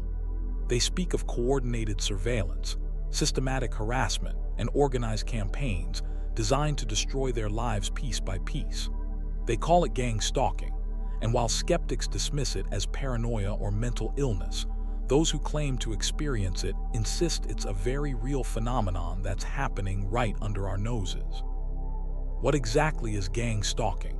According to those who report experiencing it, gang stalking is the systematic harassment of an individual by a group of people working together in an organized fashion. These aren't random acts of harassment or simple bullying. Instead, targeted individuals, often called Ts, describe elaborate networks of perpetrators who seem to coordinate their activities with military precision. The harassment allegedly follows patterns, involves multiple people across different locations, and continues for months or even years. The accounts from those who claim to be targets are remarkably consistent, yet deeply unsettling. They describe being followed everywhere they go, not just by one person, but by teams of people who seem to work in shifts. These followers allegedly use techniques borrowed from professional surveillance, staying just close enough to be noticed but far enough away to maintain plausible deniability. The harassment doesn't stop at following. Targeted individuals report that their perpetrators engage in what's called street theater, carefully orchestrated scenarios designed to intimidate, confuse, or psychologically torment the target. Picture this scenario as described by numerous Ts. You're walking through a grocery store and you notice the same person you saw at the coffee shop earlier that morning. Coincidence, right? But then you see them again at the gas station and later at the library. Each time, they seem to be positioned just within your line of sight, engaged in seemingly normal activities but always present, always watching. This pattern continues day after day, week after week, with different people rotating in and out of the surveillance role. But the alleged harassment goes far beyond simple following. Targeted individuals report that their perpetrators engage in what's known as anchoring, the deliberate creation of associations between certain colors, sounds, or actions and the presence of the stalkers. For example, a target might notice that every time they encounter their alleged stalkers, someone is wearing bright red clothing or carrying a specific item like an umbrella or a cup of coffee. Over time, the mere sight of these anchored items in everyday situations is said to create anxiety and paranoia, even when no actual stalkers are present.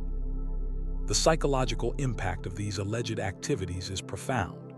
Targets describe feeling constantly on edge, unable to relax even in their own homes.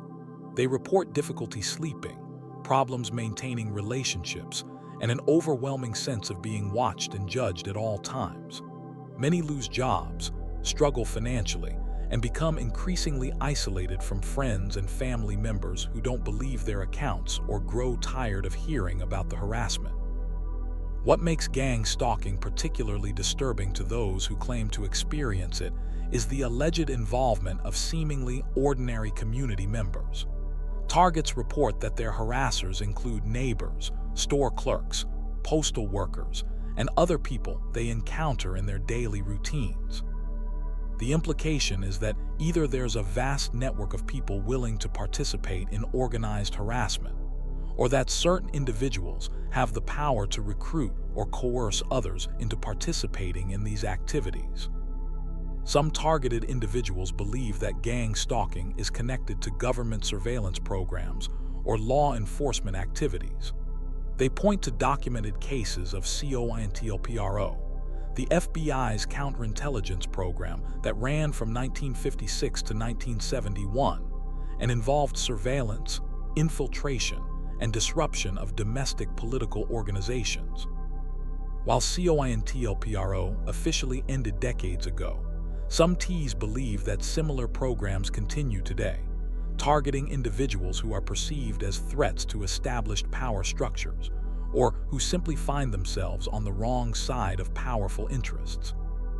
Others believe that gang stalking is carried out by private security firms, corporations seeking to silence whistleblowers, or criminal organizations looking to intimidate witnesses or competitors. The decentralized nature of the alleged harassment makes it difficult to pinpoint exactly who might be responsible, which may be part of the strategy. If the harassment can't be traced back to a specific source, it becomes nearly impossible for targets to seek legal recourse or protection. The technology aspect of gang stalking allegations is particularly unsettling. Many targeted individuals report that their harassers seem to have access to their personal communications, including phone calls, text messages, and internet activity. They describe situations where strangers seem to know intimate details about their private conversations or personal plans.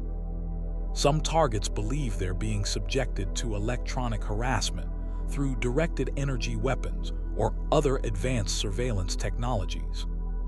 The claims about electronic harassment venture into territory that sounds like science fiction. Targets report experiencing sudden headaches, ringing in their ears, or other physical symptoms that they believe are caused by directed energy weapons. They describe hearing voices or sounds that seem to come from inside their heads, feeling unusual vibrations in their homes, or experiencing equipment malfunctions that seem too frequent to be coincidental.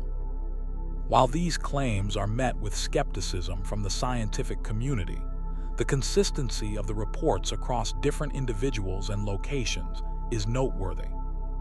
Dr. John Hall, a physician who has written about gang stalking, suggests that at least some of these phenomena might be explained by emerging surveillance technologies that are not yet widely known or understood by the general public. He points to patents for devices that can transmit sounds directly to specific individuals and research into technologies that could theoretically cause the symptoms described by targeted individuals. However, the existence of such technologies doesn't necessarily mean they're being used in the ways described by Ts. The internet has played a crucial role in connecting people who believe they're being gang stalked. Online forums and websites dedicated to the phenomenon have created communities where targets can share their experiences and find others who report similar harassment.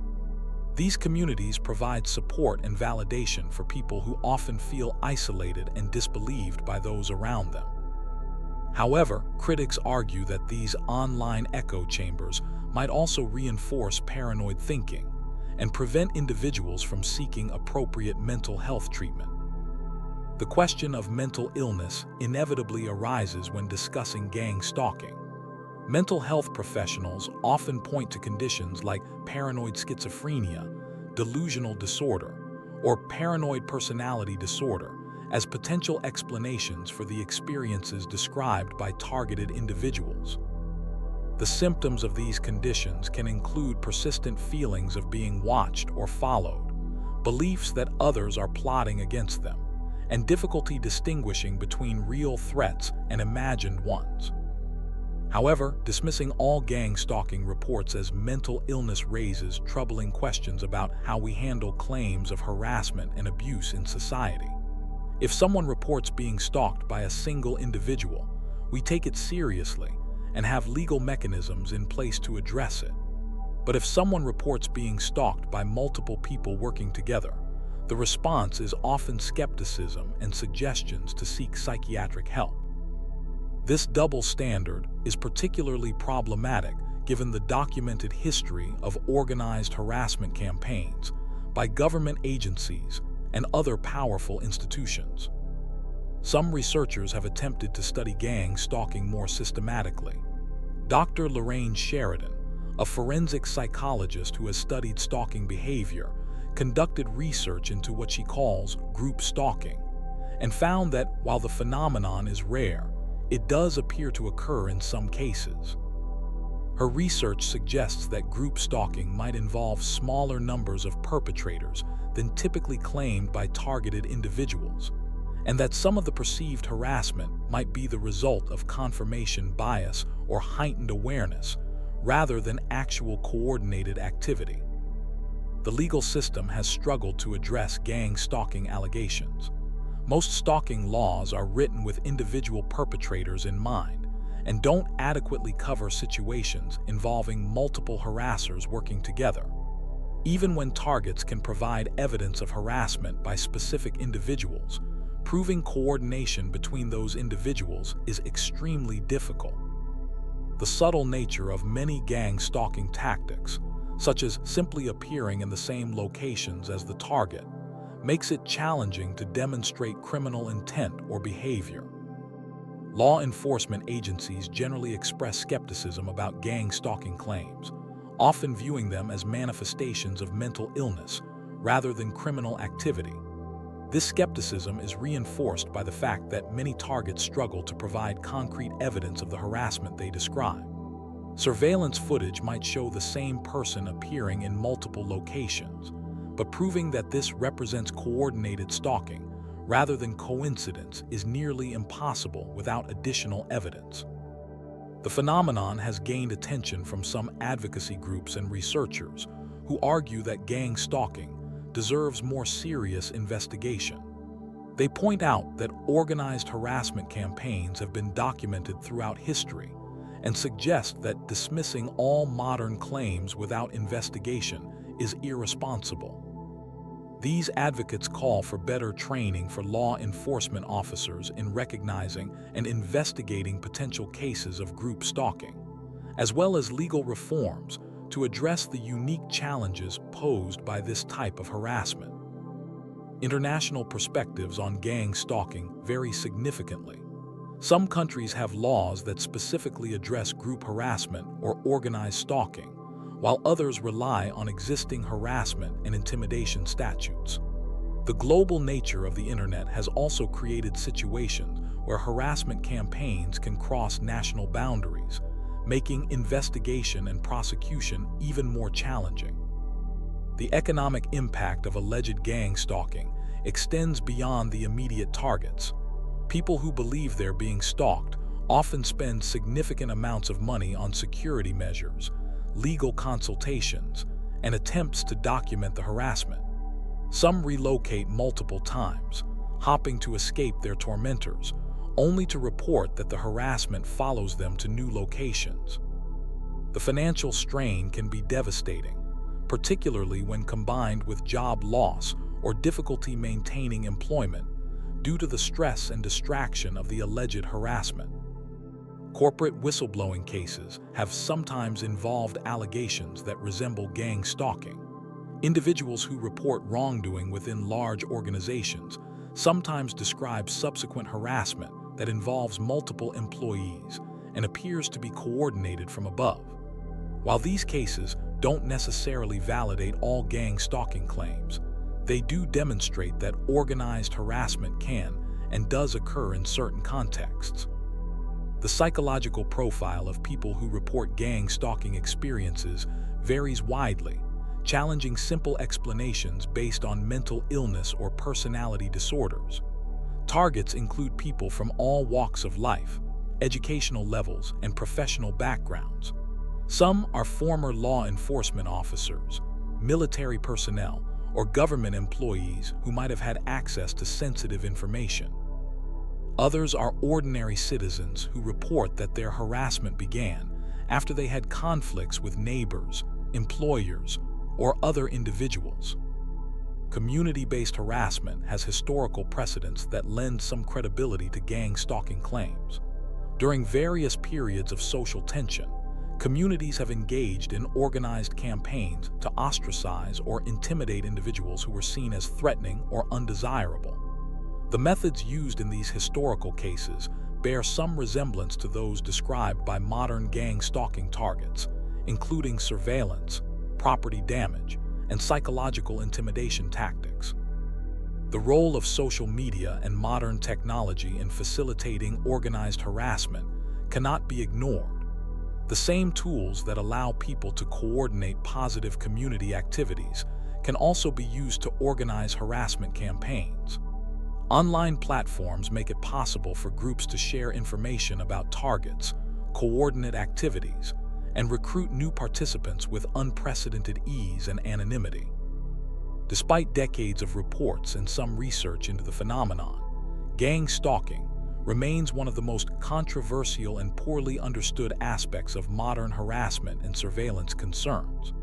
The lack of definitive evidence makes it impossible to determine how many reported cases represent genuine organized harassment versus misinterpretation of random events or symptoms of mental illness. What is clear is that thousands of people around the world believe they're experiencing this phenomenon, and that their reports deserve more serious investigation and understanding than they typically receive.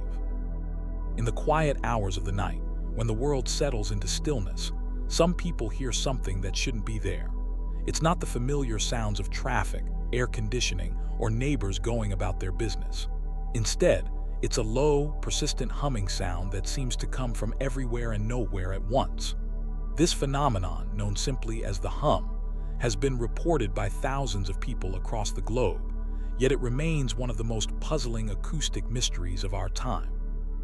The hum is typically described as a low-frequency sound, often compared to the noise of a distant diesel engine idling, a large truck running outside, or the thrumming of heavy machinery. But here's what makes it truly mysterious. When people go looking for the source of this sound, they find nothing. No running engines, no construction equipment, no industrial facilities that could account for the persistent droning that seems to penetrate walls, windows, and even earplugs. What makes the hum particularly disturbing for those who experience it is that it's not just an occasional occurrence.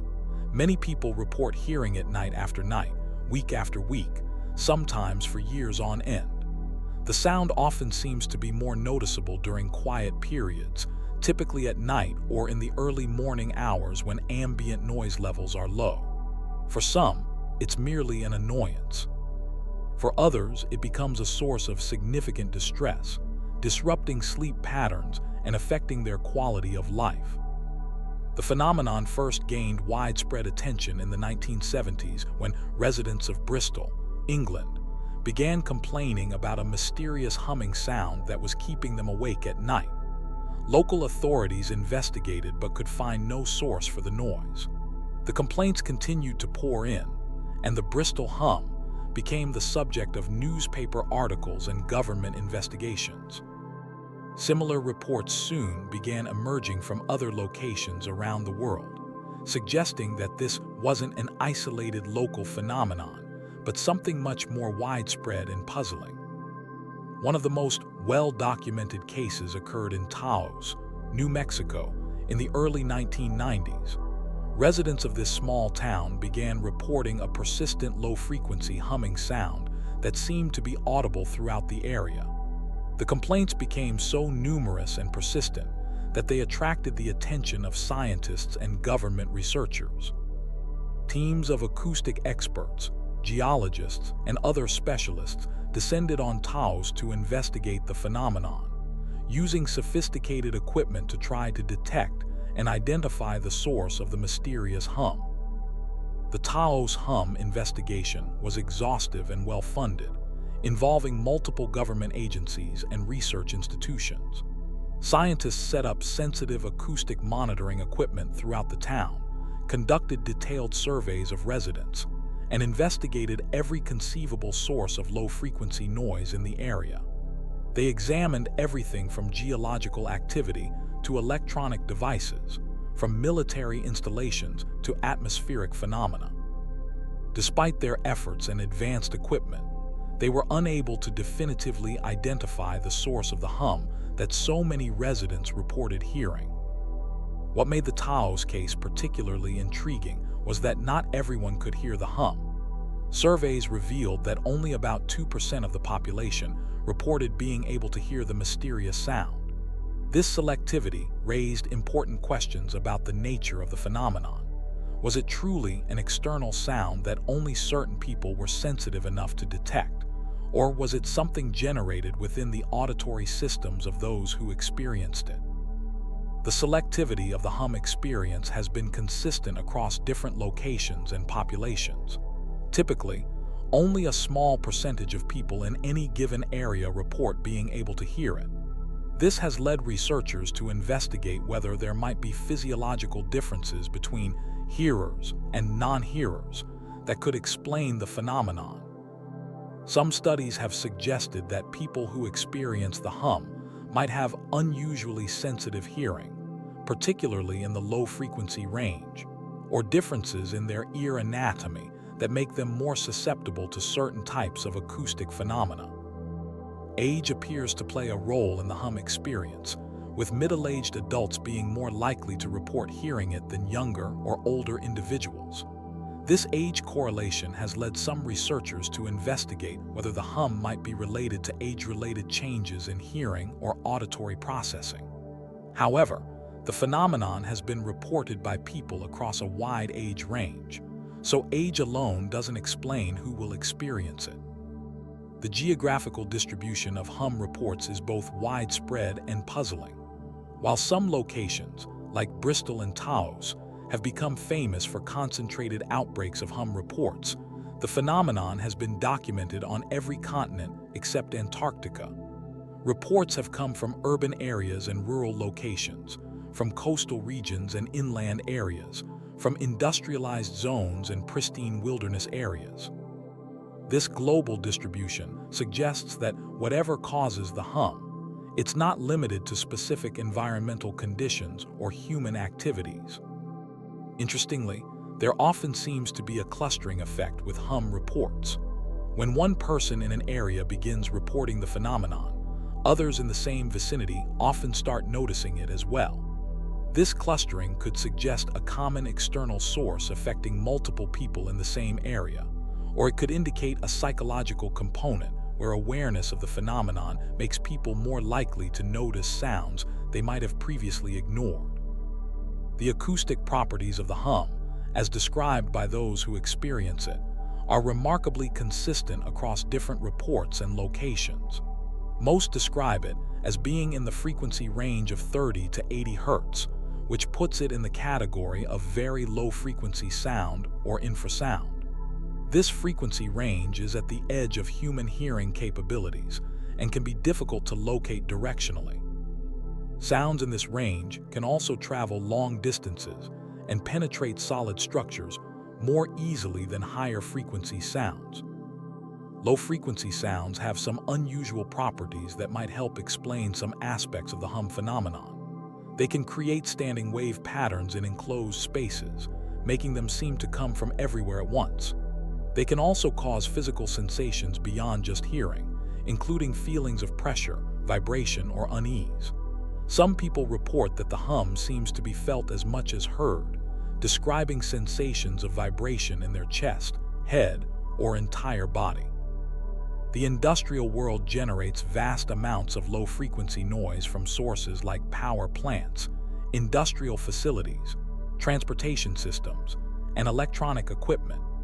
Some researchers have proposed that the hum might be the result of this industrial noise pollution, with certain individuals being particularly sensitive to the cumulative effect of multiple distant low-frequency sources.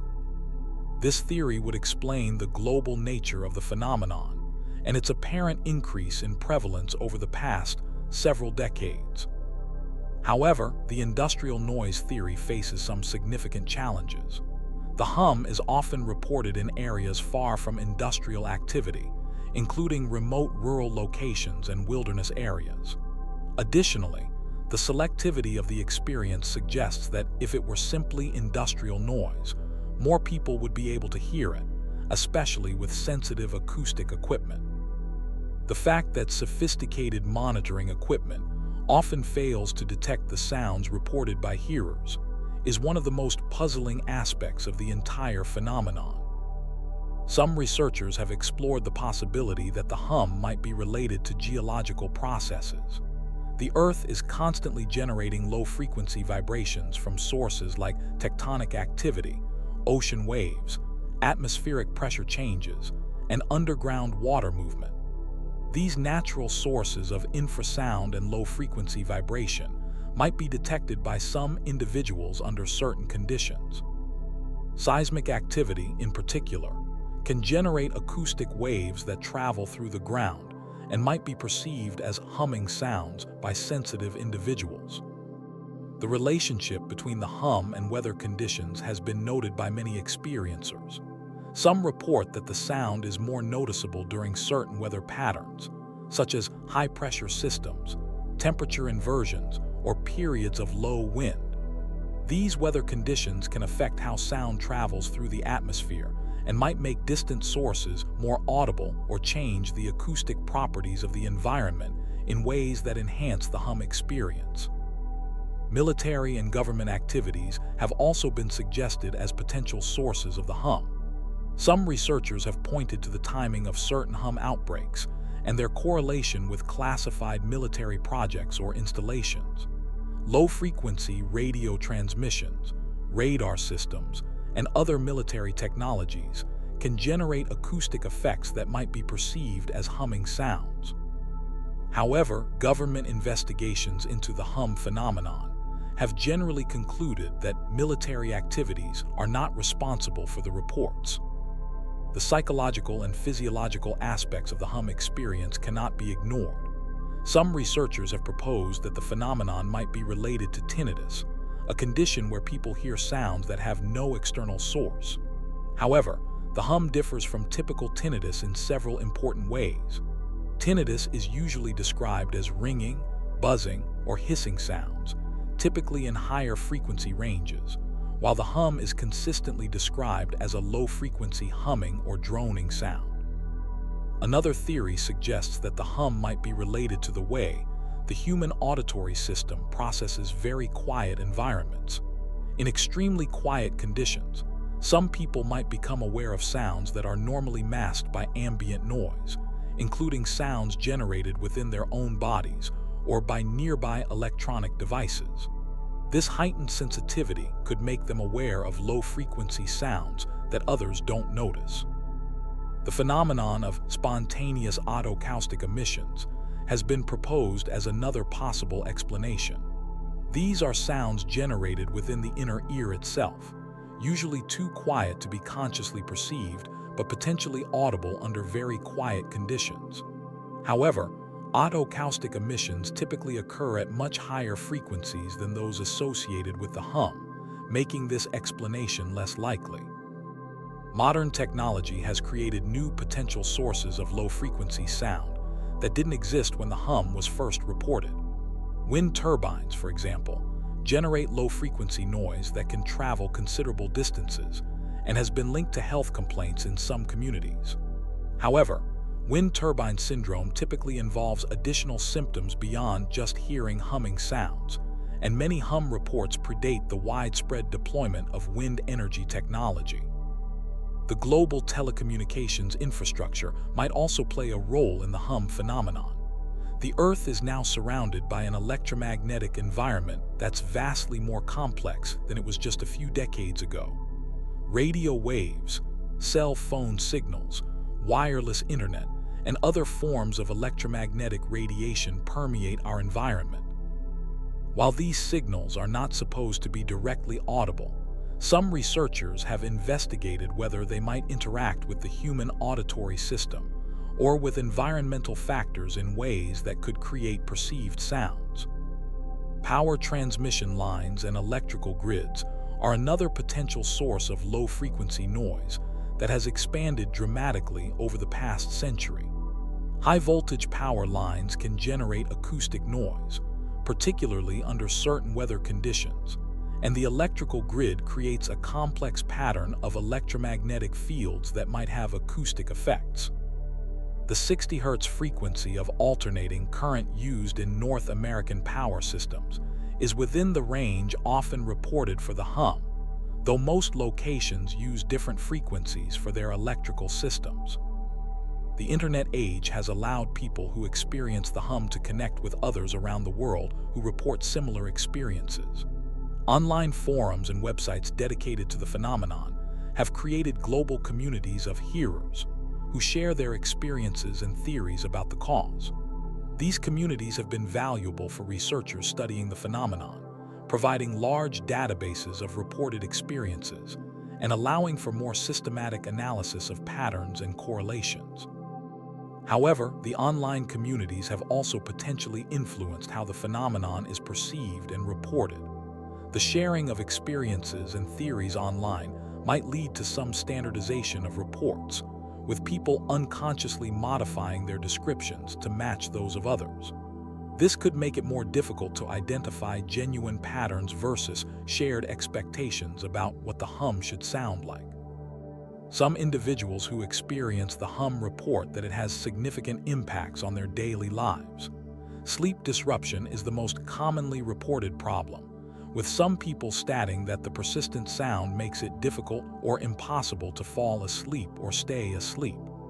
This can lead to chronic fatigue, irritability, and other health problems associated with sleep deprivation.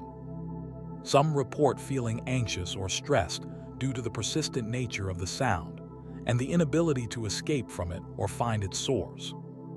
The lack of understanding or recognition of the hum phenomenon by medical professionals and authorities can compound the distress experienced by those who hear it. Many report feeling dismissed or not taken seriously when they seek help, leading to feelings of isolation and frustration. The absence of a clear explanation or solution for the phenomenon can make it particularly difficult to cope with for those who experience it intensely. Research into the hum has been hampered by several factors. The intermittent and subjective nature of the phenomenon makes it difficult to study using conventional acoustic methods. The fact that it can't be reliably detected by instruments makes it challenging to apply traditional scientific approaches to understanding it. Additionally, the relatively small percentage of people who experience the hum means that research funding and academic interest have been limited. Despite these challenges, some systematic research has been conducted. Studies have used surveys to gather data from large numbers of people who report experiencing the hum, looking for patterns in demographics, geographical distribution, and characteristics of the experience. Some researchers have used specialized acoustic equipment to try to detect very low-frequency sounds in areas where the hum is reported, with mixed results. The mystery of the hum continues to perplex researchers and frustrate those who experience it. While various theories have been proposed, none has been definitively proven, and the phenomenon remains unexplained. Whether it represents an as-yet unidentified environmental sound source, a previously unknown aspect of human auditory processing, or something else entirely, the hum stands as one of the most widespread and persistent acoustic mysteries of our time. As our world becomes increasingly complex and technologically sophisticated, new potential sources of the hum continue to emerge. At the same time, our understanding of human hearing and auditory processing continues to evolve, potentially offering new insights into how and why some people experience this mysterious phenomenon. The global nature of the hum, combined with the consistency of reports across different cultures and locations, suggests that whatever its cause, it represents something fundamental about either our environment or our perception of it. Sudden adult death syndrome, unexplained deaths in healthy adults. There's something deeply unsettling about a mystery that strikes without warning, without explanation, and without mercy. Imagine waking up one morning, feeling perfectly healthy, going about your day as usual, only to collapse suddenly and never wake up again. This isn't the plot of a thriller novel or a medical drama. This is the reality of sudden adult death syndrome, a phenomenon that has been quietly claiming lives for decades, leaving families devastated and medical professionals baffled. Sudden adult death syndrome, often abbreviated as SADS, is exactly what it sounds like. Healthy adults, typically between the ages of 20 and 40, with no known medical conditions, no warning signs, and no obvious risk factors, simply die. One moment they're alive and well, the next they're gone. The autopsy reveals nothing. No heart disease, no drug overdose, no underlying illness that could explain what happened. It's as if life just decided to stop, leaving behind only questions that no one seems able to answer. The first documented cases of what we now call SADS began appearing in medical literature in the 1970s, but it wasn't until the 1980s that doctors started to recognize a pattern. Young, apparently healthy individuals were dying suddenly, and the traditional explanations weren't adding up. These weren't cases of undiagnosed heart conditions or hidden drug use. These were people who had passed recent medical examinations, who exercised regularly, who had no family history of sudden death. Yet they were dying at rates that seemed impossible to ignore. What makes SADS particularly mysterious is its seeming randomness. There's no clear demographic pattern, no obvious lifestyle factor that connects the victims. It strikes athletes and office workers alike, those who eat healthy diets and those who don't, people with stressful jobs and those living relatively calm lives. The only consistent factor seems to be age, with most cases occurring in adults under 40, and the complete absence of any detectable cause of death even after thorough investigation. Dr. Sarah Chen, a cardiologist who has spent the last 15 years studying sudden unexplained deaths, describes the phenomenon as one of medicine's most frustrating puzzles. In her research, she's documented hundreds of cases where seemingly healthy individuals have died without explanation. What troubles her most is not just the deaths themselves, but the fact that despite advances in medical technology and diagnostic techniques, the number of unexplained cases hasn't decreased. If anything, they seem to be increasing. The medical community has proposed several theories to explain SADS, but none have provided definitive answers. One of the most widely accepted explanations involves undetectable cardiac arrhythmias, irregular heartbeats that can cause the heart to stop suddenly. The theory suggests that some individuals may have subtle electrical abnormalities in their hearts that don't show up on standard tests, but can trigger fatal arrhythmias under certain conditions. The problem with this theory is that even the most advanced cardiac monitoring equipment often fails to detect these supposed abnormalities in SADS victims. Another theory focuses on genetic factors that might predispose certain individuals to sudden death. Researchers have identified several genetic mutations associated with inherited cardiac conditions that can cause sudden death in young adults. However, genetic testing of SADS victims and their families has yielded inconsistent results. While some cases do show genetic markers for cardiac conditions, many others show no genetic abnormalities at all, leaving this theory incomplete. The stress hypothesis suggests that extreme psychological or physical stress might trigger sudden death in susceptible individuals. This theory points to cases where SADS victims died during or shortly after periods of intense stress, whether from work, relationships, or other life circumstances. The idea is that stress hormones like adrenaline and cortisol could trigger fatal heart rhythms in people with underlying vulnerabilities. But again, this doesn't explain why some people handle extreme stress without incident while others, apparently no different, die suddenly. Perhaps most concerning is the environmental theory, which suggests that SADS might be linked to exposure to certain chemicals, toxins, or other environmental factors. Some researchers have pointed to the increasing prevalence of synthetic chemicals in our environment, from pesticides and industrial pollutants to food additives and household products. The theory proposes that long-term exposure to these substances might create conditions in the body that predispose individuals to sudden death. However, identifying specific environmental triggers has proven nearly impossible, partly because everyone is exposed to thousands of different chemicals throughout their lives. One of the most disturbing aspects of SADS is how it affects families and communities. Unlike other medical conditions that provide some warning or explanation, SADS leaves survivors with no answers, no closure, and often no way to prevent similar tragedies. Parents lose children, spouses lose partners, and children lose parents, all without understanding why. The psychological impact extends beyond immediate family members to friends, colleagues, and entire communities who struggle to make sense of such sudden, inexplicable loss. The case of Marcus Rodriguez illustrates the devastating impact of SADS. Marcus was a 28-year-old software engineer from Austin, Texas, who seemed to epitomize health and vitality. He ran marathons, ate a vegetarian diet, didn't smoke or drink excessively, and had no family history of heart disease. His last medical checkup, just 6 months before his death, showed perfect cardiovascular health. On a Tuesday morning in March, Marcus was found dead in his apartment by a concerned coworker who came to check on him when he didn't show up for an important meeting.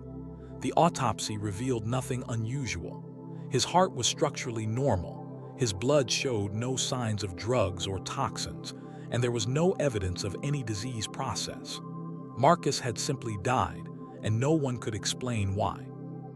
His family's search for answers led them into the frustrating world of SADS research, where they discovered that Marcus's case was far from unique.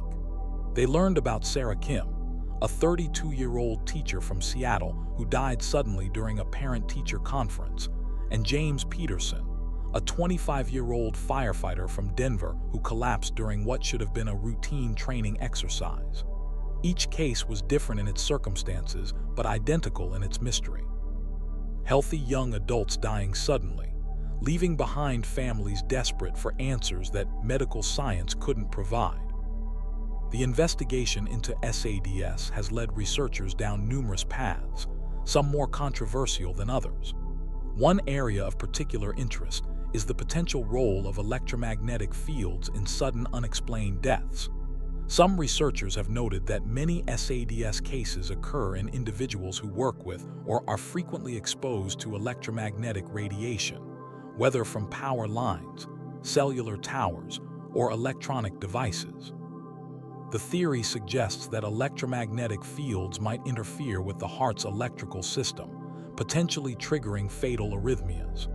However, this theory remains highly speculative, and attempts to establish a clear connection between electromagnetic exposure and sudden death have been inconclusive. Another line of research has focused on the potential role of viral infections in SADS. Some studies have suggested that certain viruses, particularly those that can affect the heart muscle, might cause subtle damage that doesn't become apparent until triggered by specific circumstances. The idea is that a seemingly minor viral infection might leave microscopic scars or inflammation in the heart that could lead to sudden death weeks or months later. This theory gained attention during the COVID-19 pandemic, when some researchers noted an apparent increase in sudden unexplained deaths among young adults, though establishing a clear causal relationship has proven challenging. The pharmaceutical industry has also come under scrutiny in SADS research. Some investigators have suggested that certain medications, particularly those affecting the cardiovascular system, might contribute to sudden unexplained deaths. This includes not just prescription medications, but also over-the-counter drugs and supplements that millions of people take regularly. The challenge is that most SADS victims show no unusual medication use, and those who do take medications typically use them at prescribed doses for legitimate medical conditions. Diet and nutrition represent another area of investigation. Some researchers have proposed that deficiencies in certain nutrients, particularly magnesium, potassium, and specific vitamins, might predispose individuals to sudden cardiac death. The modern Western diet, high in processed foods and low in essential nutrients, could theoretically create conditions that make sudden death more likely. However, nutritional testing of SADS victims has not revealed consistent deficiency patterns, and many victims had what appeared to be healthy diets. The sleep factor has also emerged as a potential contributor to SADS. Research has shown that chronic sleep deprivation can have serious effects on cardiovascular health, and some SADS cases have involved individuals who were known to have irregular sleep patterns or chronic insomnia. The theory suggests that disrupted sleep might affect the heart's electrical system or stress hormone levels in ways that could trigger sudden death. But like other theories, this doesn't explain all cases, as many SADS victims had no known sleep problems. One of the most unsettling aspects of SADS research is the apparent increase in cases over the past few decades.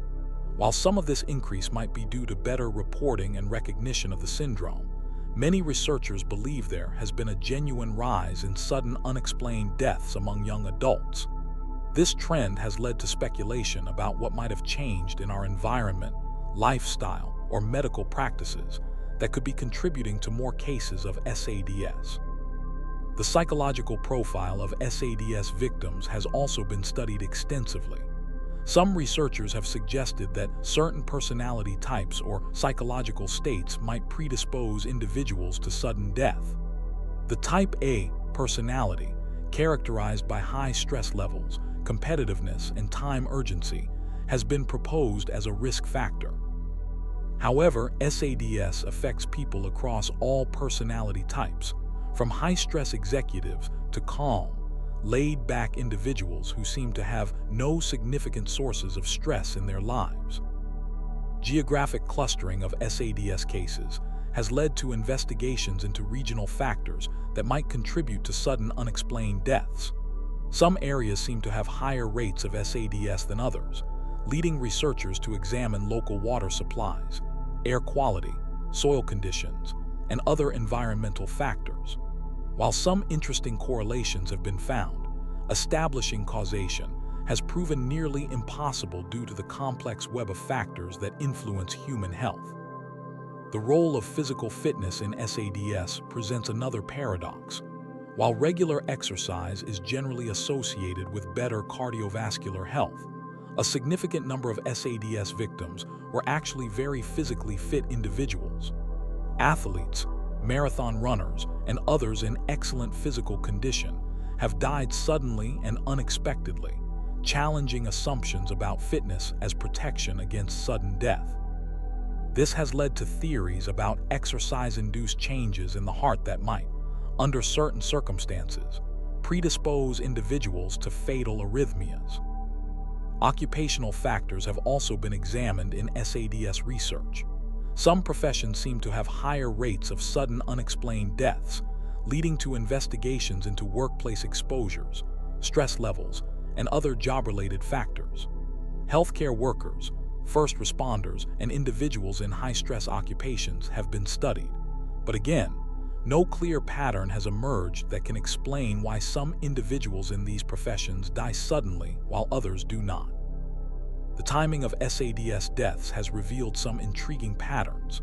Many cases occur during sleep or in the early morning hours, leading to speculation about circadian rhythms and their effects on cardiovascular function. The body's natural daily cycles involve changes in blood pressure, heart rate, and hormone levels that might create windows of vulnerability for sudden death. However, SADS also occurs at all times of day and night, limiting the explanatory power of circadian factors. Seasonal patterns in SADS cases have also been noted, with some researchers observing higher rates during certain times of year. Cold weather has been suggested as a potential trigger, as it can stress the cardiovascular system and potentially trigger heart rhythm abnormalities. However, SADS occurs year-round and in all climates, making seasonal factors alone insufficient to explain the phenomenon. The international perspective on SADS reveals interesting variations in how different countries classify and study sudden unexplained deaths. Some nations have more comprehensive systems for investigating sudden deaths in young adults, while others may not recognize SADS as a distinct syndrome. This makes it difficult to get accurate global statistics on the prevalence of SADS and to identify regional factors that might contribute to the condition. Family history remains one of the most puzzling aspects of SADS research. While some genetic factors have been identified that can cause sudden death in young adults, many SADS victims have no family history of sudden death or cardiac problems. This suggests either that the genetic factors involved are more complex than currently understood, or that SADS might not be primarily genetic in many cases. The autopsy process for SADS cases has become increasingly sophisticated, with specialized protocols designed to identify subtle abnormalities that might explain sudden death. However, even with the most advanced techniques, including genetic testing, toxicology studies, and microscopic examination of heart tissue, many cases remain unexplained. This has led to the development of new categories of sudden death, including cases where minor abnormalities are found that might or might not be sufficient to cause death. Prevention strategies for SADS remain limited due to the lack of understanding about its causes. General cardiovascular health recommendations, such as regular exercise, healthy diet, stress management, and avoiding smoking, are often suggested, but these may not be effective for preventing SADS since many victims already followed these guidelines. Some specialists recommend genetic testing for families with a history of sudden death, but this is only helpful in cases where specific genetic markers are present. The research community continues to search for answers, with new studies examining everything from novel genetic markers to environmental toxins to previously unknown infectious agents. Advanced imaging techniques are being developed to detect subtle heart abnormalities that might not be visible with current methods. Computer modeling is being used to simulate heart rhythm abnormalities that might lead to sudden death. The impact of SADS extends beyond individual cases to affect medical practice, insurance policies, and even legal systems. Coroners and medical examiners must determine cause of death in cases where no obvious cause exists, leading to variations in how SADS deaths are classified. Life insurance companies must assess risk in populations where sudden unexplained death, while rare, remains a possibility for apparently healthy individuals. Support groups for families affected by SADS have formed around the world, providing emotional support and advocating for increased research funding. These organizations play a crucial role in raising awareness about SADS and pushing for better investigation of sudden unexplained deaths. They also provide resources for families struggling to understand and cope with losses that defy medical explanation. The future of SADS research lies in several promising directions. Advances in genetic sequencing may reveal new hereditary factors that contribute to sudden death. Improved understanding of the heart's electrical system could lead to better detection of rhythm abnormalities that might cause SADS. Environmental health research may identify toxins or other factors that contribute to sudden unexplained deaths. Artificial intelligence and machine learning are being applied to SADS research, analyzing vast databases of medical records to identify patterns that might not be apparent to human researchers. These technologies might reveal subtle connections between seemingly unrelated factors that contribute to sudden death risk. Despite decades of research and investigation, SADS remains one of medicine's most perplexing mysteries. Healthy young adults continue to die suddenly and without explanation, leaving families devastated and researchers frustrated. The syndrome challenges our understanding of human physiology and forces us to confront the limits of medical knowledge. What makes SADS particularly troubling is not just the individual tragedies it represents, but what it suggests about the fragility of human life and the gaps in our understanding of health and disease. In an age of advanced medical technology and sophisticated diagnostic tools, the fact that healthy people can die suddenly without any detectable cause is both humbling and terrifying. The search for answers continues, driven by the hope that understanding SADS might not only prevent future deaths, but also reveal important insights about human health and disease. Until then, SADS remains a stark reminder that despite all our medical advances, there are still mysteries in the human body that we cannot explain, forces that can strike without warning and leave us wondering what we still don't know about the delicate balance that keeps us alive. In the quiet early morning hours of a Pennsylvania apiary, beekeeper David Miller made a discovery that would change his life and signal the beginning of one of agriculture's most perplexing mysteries. Walking among his hives as he had done for over 30 years, David expected to hear the familiar hum of thousands of busy honeybees preparing for another day of foraging. Instead, he was met with an eerie silence. Hive after hive stood quiet, their entrances devoid of the usual traffic of worker bees coming and going. When David opened the first hive, he found something that defied explanation. The queen was still there, along with a few young bees and plenty of honey, but the adult worker bees had simply vanished.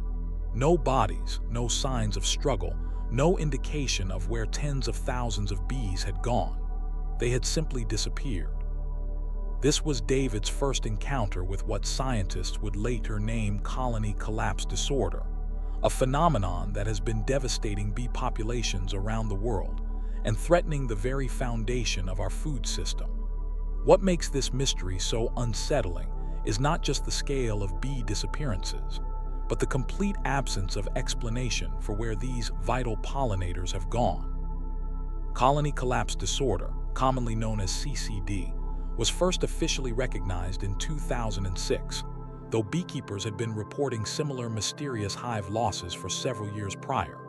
The syndrome is characterized by the sudden disappearance of adult worker bees from their colonies, leaving behind the queen, young bees, and ample food stores.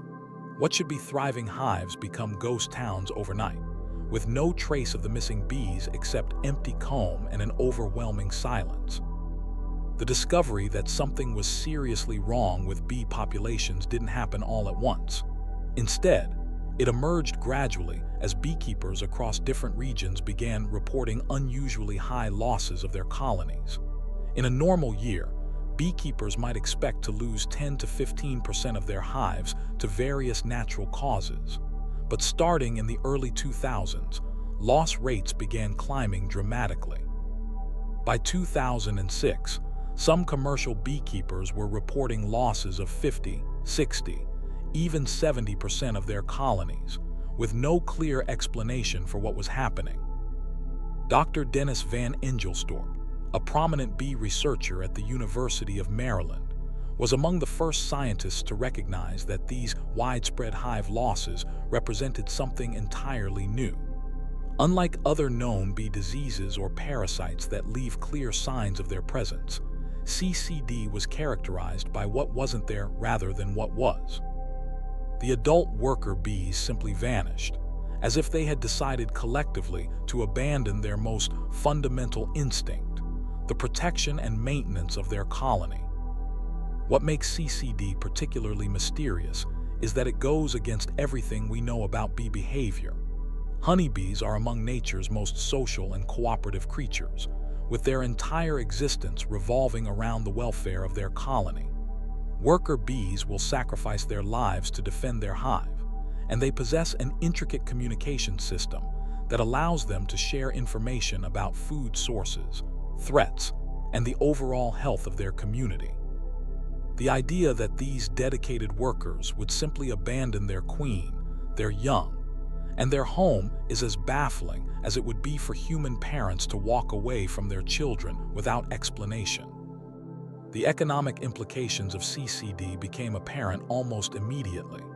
Honeybees are responsible for pollinating approximately 1/3 of the food we eat, including many of the fruits, vegetables, and nuts that form the backbone of healthy diets. In the United States alone, bee pollination contributes an estimated $15 billion annually to agricultural production. Crops like almonds, apples, blueberries, cherries, and dozens of others depend entirely on bee pollination for reproduction. Without bees, these crops would produce little or no fruit, creating potential food shortages and dramatically higher prices for consumers. Commercial beekeepers, who truck their hives across the country to pollinate different crops throughout the growing season, found themselves in an increasingly desperate situation. Operations that had been profitable for generations suddenly faced catastrophic losses.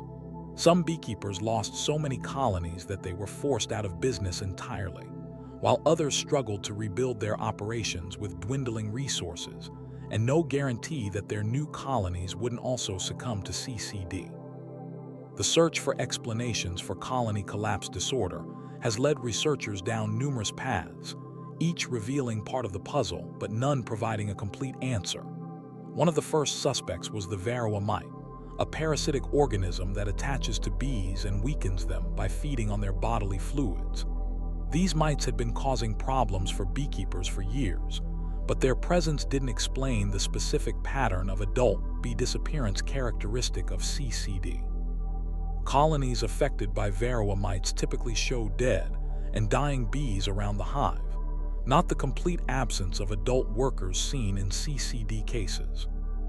Pesticide exposure emerged as another major area of investigation. Modern agriculture relies heavily on chemical pesticides to control insects, weeds, and diseases that threaten crop production. Some of these chemicals, particularly a class of insecticides called neonicotinoids, are specifically designed to be toxic to insects and can persist in plant tissues for extended periods. The theory suggested that bees foraging on treated crops might be exposed to sublethal doses of these chemicals, which could affect their nervous systems and navigation abilities, potentially causing them to become lost and unable to return to their hives. Research into pesticide effects on bees has revealed disturbing findings. Laboratory studies have shown that even low levels of certain pesticides can impair bees' memory, learning ability, and navigation skills. Bees exposed to these chemicals may become disoriented and unable to find their way back to their colonies, which could explain the disappearance of adult workers in CCD cases. However, establishing a direct causal link between pesticide exposure and CCD has proven challenging, partly because bees are exposed to complex mixtures of chemicals in the environment, making it difficult to isolate the effects of any single compound. The role of genetically modified crops in CCD has also been investigated, though this area of research has been particularly controversial. Some critics have suggested that pollen or nectar from genetically modified plants might be harmful to bees, potentially contributing to colony collapse. However, extensive research has found no evidence that currently approved genetically modified crops pose any threat to bee health. The timing of CCD emergence doesn't correlate with the introduction of specific genetically modified crops, and bee populations in regions with extensive GM crop cultivation don't show consistently higher rates of colony collapse than areas with conventional crops. Infectious diseases represent another major area of CCD research. Bees are susceptible to various bacterial, viral, and fungal pathogens that can weaken or kill colonies. One pathogen that has received particular attention is Nosema ceranae, a microsporidian parasite that infects the digestive system of adult bees. This organism was discovered in European honeybees relatively recently and has been found in many CCD-affected colonies. Some researchers believe that Nosema ceranae might weaken bees' immune systems or affect their behavior in ways that contribute to colony collapse. Viral infections have also been implicated in CCD. Bees can be infected by numerous viruses, including deformed wing virus, black queen cell virus, and Israeli acute paralysis virus, among others. These pathogens often work in combination with other stressors like varroa mites or pesticide exposure, creating a complex web of factors that can overwhelm a colony's ability to survive. Advanced genetic sequencing techniques have revealed that CCD-affected colonies often harbor higher levels of certain viruses compared to healthy colonies, though whether these infections are causes or consequences of colony collapse remains unclear. Climate change has emerged as another potential factor in CCD. Rising temperatures, changing precipitation patterns, and extreme weather events can all affect the plants that bees depend on for food. If flowering times shift due to climate change, bees might find themselves without adequate nutrition at critical times in their life cycle. Additionally, climate change can affect the distribution and abundance of bee pathogens and parasites, potentially creating new disease pressures that contribute to colony collapse. The concept of multiple stressors working together has become central to current theories about CCD. Rather than being caused by a single factor, colony collapse disorder might result from the interaction of several different stresses that collectively overwhelm a colony's ability to survive. A hive that is already weakened by varroa mites might be more susceptible to viral infections, while bees exposed to sublethal levels of pesticides might be less able to cope with nutritional stress or parasitic infections. This multifactorial explanation helps account for the complexity and variability seen in CCD cases. Nutritional stress has been identified as a significant factor affecting bee health and potentially contributing to CCD. Modern agricultural landscapes often provide bees with abundant food during crop blooming periods, but little nutrition at other times of year. This feast-or-famine cycle can weaken colonies and make them more susceptible to other stressors. Additionally, the trend toward monoculture agriculture means that bees may have access to only one type of pollen for extended periods, potentially creating nutritional deficiencies that affect their immune systems and overall health. The practice of migratory beekeeping, where colonies are transported long distances to pollinate different crops throughout the year, has also been scrutinized as a potential contributor to CCD. The stress of frequent transportation, exposure to different environments and pathogens, and the disruption of natural behavioral patterns could all contribute to colony instability. Commercial beekeeping operations that practice migratory pollination have generally reported higher rates of colony loss than stationary operations, though the relationship is complex and influenced by many factors. Electromagnetic radiation from cell phone towers, power lines, and other sources has been proposed as a potential cause of CCD, based on the theory that these signals might interfere with bees' navigation systems. Bees use the Earth's magnetic field to navigate, and some researchers have suggested that man-made electromagnetic fields could disrupt this ability, causing bees to become lost and unable to return to their hives. However, scientific studies examining this hypothesis have found no consistent evidence that electromagnetic radiation at levels commonly present in the environment affects bee behavior or colony health. The investigation into CCD has revealed the incredible complexity of factors affecting bee health and the challenges of studying a syndrome that may have multiple causes working in combination. Research has been hampered by the fact that CCD doesn't follow predictable patterns. Colonies that appear healthy one day can collapse within weeks, while neighboring hives in apparently identical conditions may remain unaffected.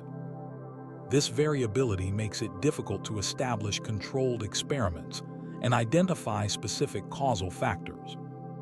International research has shown that CCD-like symptoms are not limited to North America, but have been reported in Europe, Asia, and other regions where intensive agriculture and modern beekeeping practices are common. However, the specific manifestations of colony collapse can vary between regions, suggesting that local factors may influence how the syndrome develops. This global perspective has been important for understanding CCD as a complex phenomenon that may result from the intersection of modern agricultural practices, environmental stressors, and bee biology. The development of new diagnostic tools has been crucial for CCD research. Scientists have created protocols for systematically examining collapsed colonies, collecting samples for laboratory analysis, and maintaining databases of CCD cases. Advanced molecular techniques allow researchers to identify pathogens present in affected colonies and track the spread of diseases through bee populations. These tools have revealed that the microbial communities in CCD-affected colonies are often different from those in healthy hives, though whether these differences are causes or consequences of colony collapse remains an area of active research.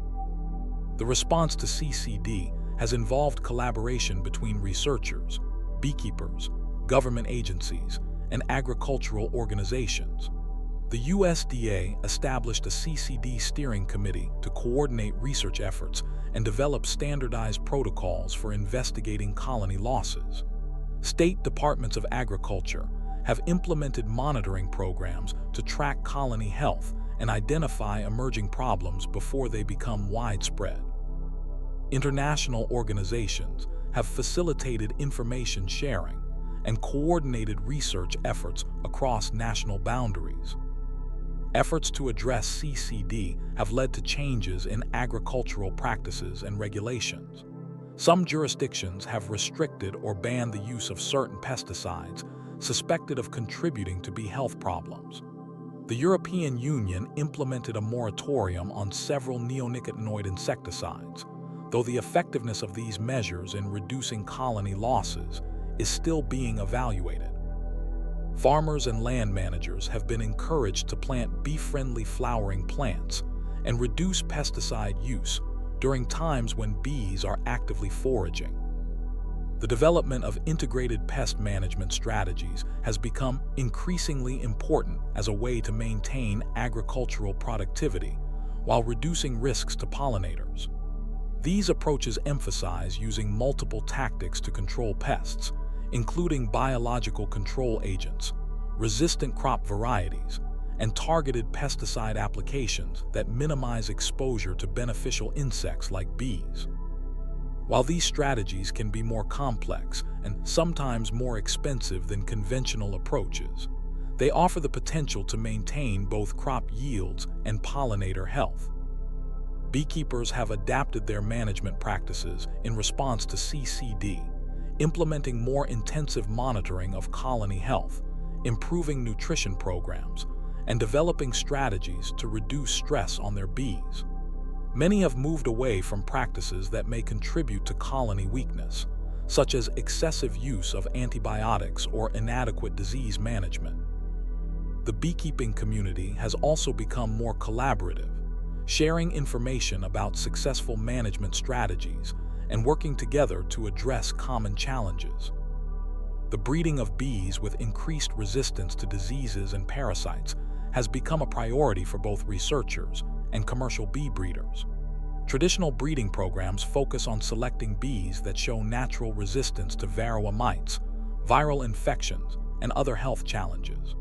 More recently, genetic technologies have been explored as potential tools for developing bees with enhanced disease resistance, though this work is still in early stages and faces technical and regulatory challenges. Research into alternative pollinators has intensified as concerns about honeybee health have grown. While no other species can fully replace honeybees for crop pollination, native bees, including bumblebees, leafcutter bees, and mason bees, can contribute to pollination of certain crops. Efforts to support these alternative pollinators include habitat restoration, reduced pesticide use, and development of management techniques that allow farmers to utilize native bee species for crop pollination. The economic impact of CCD has rippled through the agricultural sector and beyond. Higher colony losses have increased the cost of renting bees for pollination, directly affecting the profitability of crops that depend on bee pollination. Some farmers have had to delay or abandon plans to plant pollinator-dependent crops due to uncertainty about bee availability. The almond industry in California, which depends entirely on bee pollination and requires about 60% of all managed honeybee colonies in the United States, has been particularly affected by colony losses and rising pollination costs. Consumer awareness of pollinator health issues has grown significantly since the recognition of CCD. Many people have become more conscious of the role that bees play in food production and have made changes in their own practices to support pollinator health. This includes planting bee-friendly gardens, reducing or eliminating pesticide use in their yards, and supporting agricultural practices that are beneficial to pollinators.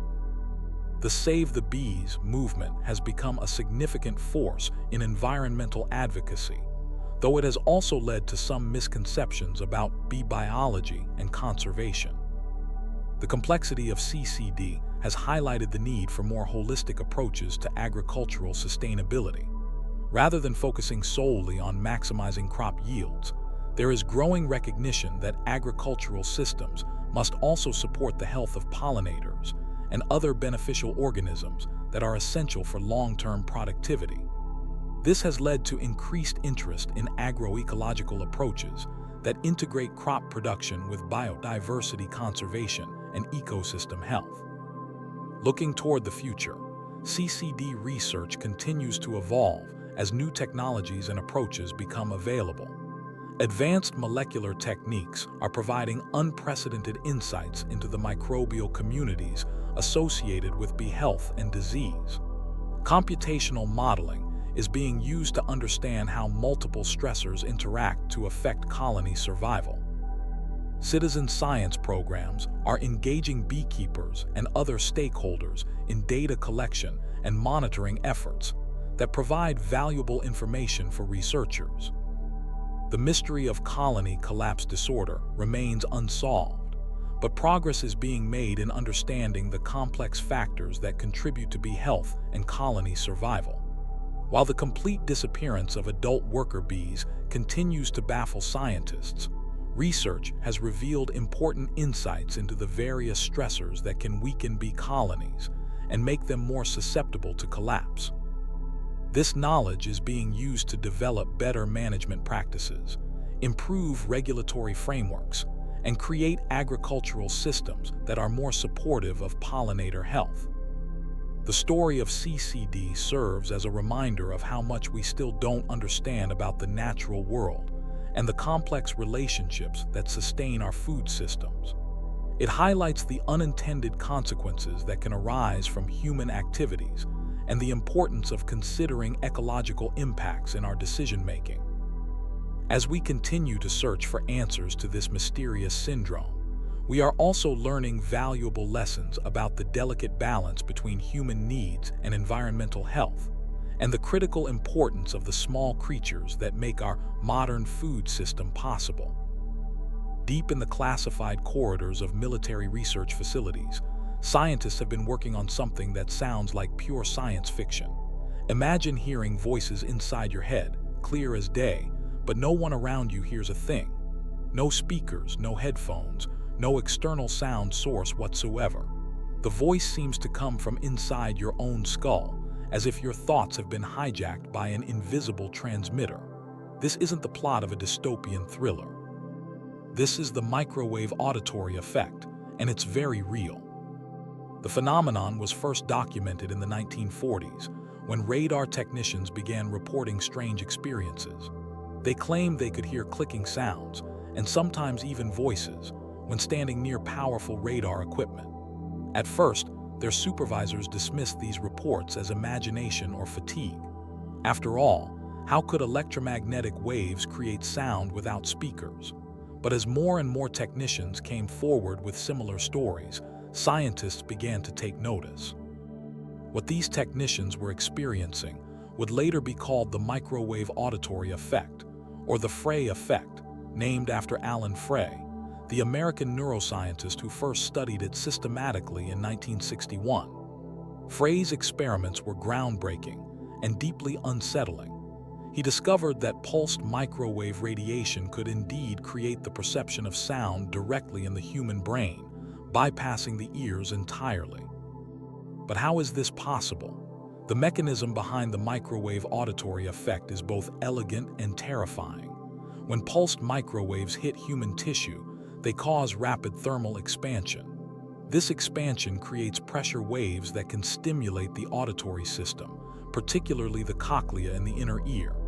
The result is that people hear sounds that aren't really there, sounds that exist only in their own heads. Frey's early experiments involved exposing volunteers to carefully controlled microwave pulses. Subjects reported hearing clicking, buzzing, and even simple words. The sounds were clear and unmistakable, yet no one else in the room could hear them. Even more disturbing, deaf people could also perceive these phantom sounds, suggesting that the microwaves were somehow bypassing normal hearing mechanisms altogether. As word of Frey's research spread through the scientific community, it wasn't long before military and intelligence agencies took notice. The implications were staggering. If voices could be beamed directly into someone's head, the applications for psychological warfare, interrogation, and covert operations seemed limitless. Documents declassified decades later would reveal that both the United States and Soviet militaries immediately began investigating the potential weaponization of this technology. The Central Intelligence Agency was particularly interested in the microwave auditory effect. Internal memos from the 1970s, released through Freedom of Information Act requests, show that the agency was exploring what they called voice-to-skull technology. They envisioned a system that could transmit messages directly into an enemy's head, causing confusion, fear, or even madness. Imagine the psychological impact of hearing threatening voices that no one else can hear. The target would either believe they were losing their sanity or become convinced that some invisible enemy was stalking them. But the technology had limitations. Early experiments required enormous amounts of power and could only transmit very simple sounds over short distances.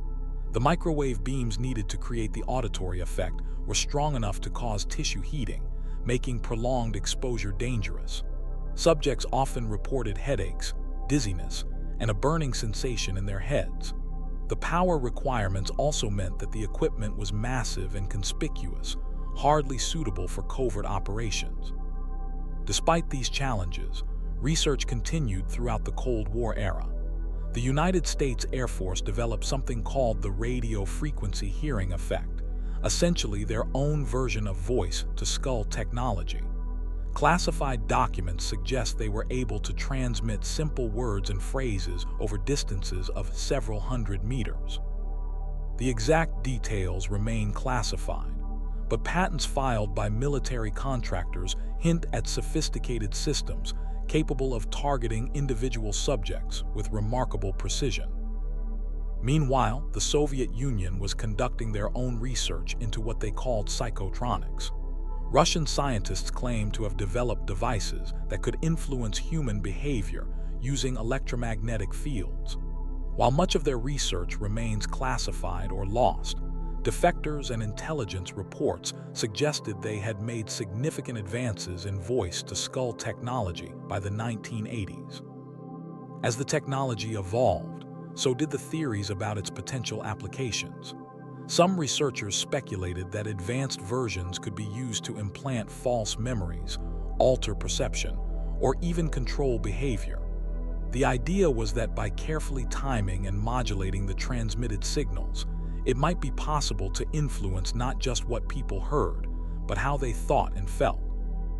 One of the most disturbing aspects of this research is how little oversight it received. Much of the work was conducted under the umbrella of national security, with minimal ethical review. Subjects were often not fully informed about the nature of the experiments they were participating in. Some researchers used prisoners, mental patients, and military personnel who had little choice but to participate. The lack of transparency has fueled decades of speculation and conspiracy theories. People who claim to be targeted individuals often describe experiences that sound remarkably similar to the microwave auditory effect. They report hearing voices, receiving threatening messages, and being subjected to psychological harassment that no one else can detect. While many of these claims are likely the result of mental illness, the existence of voice-to-skull technology makes it impossible to dismiss them entirely. What makes this even more unsettling is that the technology has reportedly continued to advance in secret. Patents filed in recent decades describe systems that could transmit complex audio directly to targeted individuals using cellular towers, satellite arrays, or even handheld devices. Some of these patents are assigned to major defense contractors, suggesting that development has continued well into the 21st century. Modern advances in digital signal processing and antenna design have potentially solved many of the early limitations of voice-to-skull technology. Today's systems could theoretically operate at much lower power levels, reducing the risk of tissue damage while increasing the range and clarity of transmitted audio. Some patents describe methods for targeting specific individuals using their unique biological signatures, essentially creating a personalized auditory broadcast system. The implications for privacy and human rights are staggering. If such technology exists and is operational, it could be used for surveillance, intimidation, or psychological manipulation on an unprecedented scale. Dissidents, journalists, or political opponents could be subjected to constant psychological harassment that would be virtually impossible to prove or defend against. But perhaps the most chilling aspect of voice-to-skull technology is its deniability. Unlike physical torture or surveillance, the effects are entirely subjective. If someone claims they're hearing voices beamed into their head, how could they possibly prove it? The lack of physical evidence makes it the perfect weapon for psychological warfare, allowing operators to drive targets to madness while maintaining complete plausible deniability. Intelligence agencies have reportedly used similar psychological techniques for decades. The Manual for Psychological Operations published by the CIA describes methods for inducing paranoia, confusion, and mental breakdown in targets. Voice-to-skull technology would be the ultimate evolution of these techniques, allowing for psychological manipulation that leaves no trace and requires no physical access to the target. Some researchers believe that voice-to-skull technology may already be in widespread use. They point to the increasing number of people reporting targeted harassment, voices in their heads, and other symptoms consistent with electromagnetic weapon attacks. While most mental health professionals attribute these reports to psychiatric conditions, the documented existence of the technology raises troubling questions about how we distinguish between mental illness and technological harassment. The medical community has been largely reluctant to acknowledge the potential reality of voice-to-skull attacks. Most doctors are either unaware of the technology or dismissive of patients who report such experiences. This creates a perfect cover for any organization using these weapons, as targets are likely to be labeled as mentally ill rather than taken seriously. Recent advances in neuroscience have made voice-to-skull technology even more feasible. We now understand much more about how the brain processes auditory information, and new techniques like optogenetics and transcranial magnetic stimulation have shown that external devices can indeed influence neural activity. Some researchers believe that future versions of voice-to-skull technology could not only transmit sounds, but also directly stimulate specific brain regions to create more complex perceptual experiences. The proliferation of wireless technology has also created new opportunities for voice-to-skull systems. Our environment is now saturated with radio frequency signals from cell towers, Wi-Fi networks, and countless other sources. Some patents describe methods for piggyback voice-to-skull transmissions on existing infrastructure, making the technology even more covert and difficult to detect. International law has struggled to keep pace with these developments. There are no specific treaties governing the use of voice-to-skull technology, and most countries don't even acknowledge that such weapons exist. This legal vacuum allows for the development and deployment of these systems without meaningful oversight or accountability. The targeting of individuals with voice-to-skull technology represents a fundamental violation of human rights. The ability to invade someone's mental space, to force them to hear voices and messages against their will, is perhaps one of the most intimate forms of assault imaginable.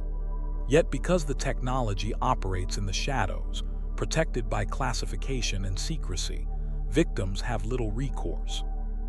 What's particularly troubling is that voice-to-skull technology could be used not just against enemy combatants or suspected terrorists, but against anyone deemed inconvenient by those in power. Whistleblowers, journalists, activists, and political dissidents could all potentially be targeted with this invisible weapon. The chilling effect on free speech and dissent could be enormous. Some experts believe that voice-to-skull technology may have already been used in various conflicts around the world. There have been reports of insurgents and enemy combatants experiencing psychological breakdown after claiming to hear voices commanding them to surrender or providing intelligence about their activities. While these reports are largely anecdotal and unconfirmed, they're consistent with what we might expect from the deployment of such weapons. The technology also raises profound questions about the nature of consciousness and free will. If external devices can directly influence what we hear and potentially what we think, what does that mean for human autonomy? Are our thoughts and perceptions truly our own, or are they vulnerable to manipulation by anyone with the right technology and resources? As we move further into the 21st century, the line between science fiction and reality continues to blur. Voice-to-skull technology, once dismissed as impossible, is now documented scientific fact. The only questions that remain are how advanced these systems have become, who has access to them, and how they're being used. Given the history of government secrecy around this technology, we may never know the full truth about what's possible or what's already happening. The microwave auditory effect remains one of the most unsettling examples of how scientific discovery can be turned toward darker purposes. What began as an accidental observation by radar technicians has evolved into a technology with the potential to revolutionize warfare, surveillance, and social control. The voices in the skull are no longer just a curiosity of physics. They may be the future of invisible warfare, and most of us would never know if we were being targeted. There's something deeply unsettling about discovering that a memory you're absolutely certain about is completely wrong. Not just wrong, but shared by thousands, sometimes millions of other people who remember the exact same incorrect details. This phenomenon has become known as the Mandela Effect, named after one of its most famous examples, and it's forcing us to question everything we think we know about memory, reality, and the nature of human consciousness itself. The term was coined by Fiona Broome, a paranormal researcher who attended a conference in 2010. During casual conversation, she mentioned her vivid memory of Nelson Mandela dying in prison during the 1980s. She could clearly recall seeing news footage of his funeral, his wife's grief, and the riots that followed across South Africa. But there was a problem. Nelson Mandela didn't die in prison. He was released in 1990 and went on to become South Africa's first black president, eventually dying in 2013. What shocked Broome wasn't just that her memory was wrong, but that dozens of other people at the conference shared the exact same false memory. They too remembered Mandela dying in prison, complete with detailed recollections of the news coverage and aftermath. How could so many people share such a specific, elaborate, and completely incorrect memory? This discovery launched Broome into a deep investigation of what she called the Mandela Effect, and what she found was disturbing. Across the internet, she discovered communities of people sharing similar experiences.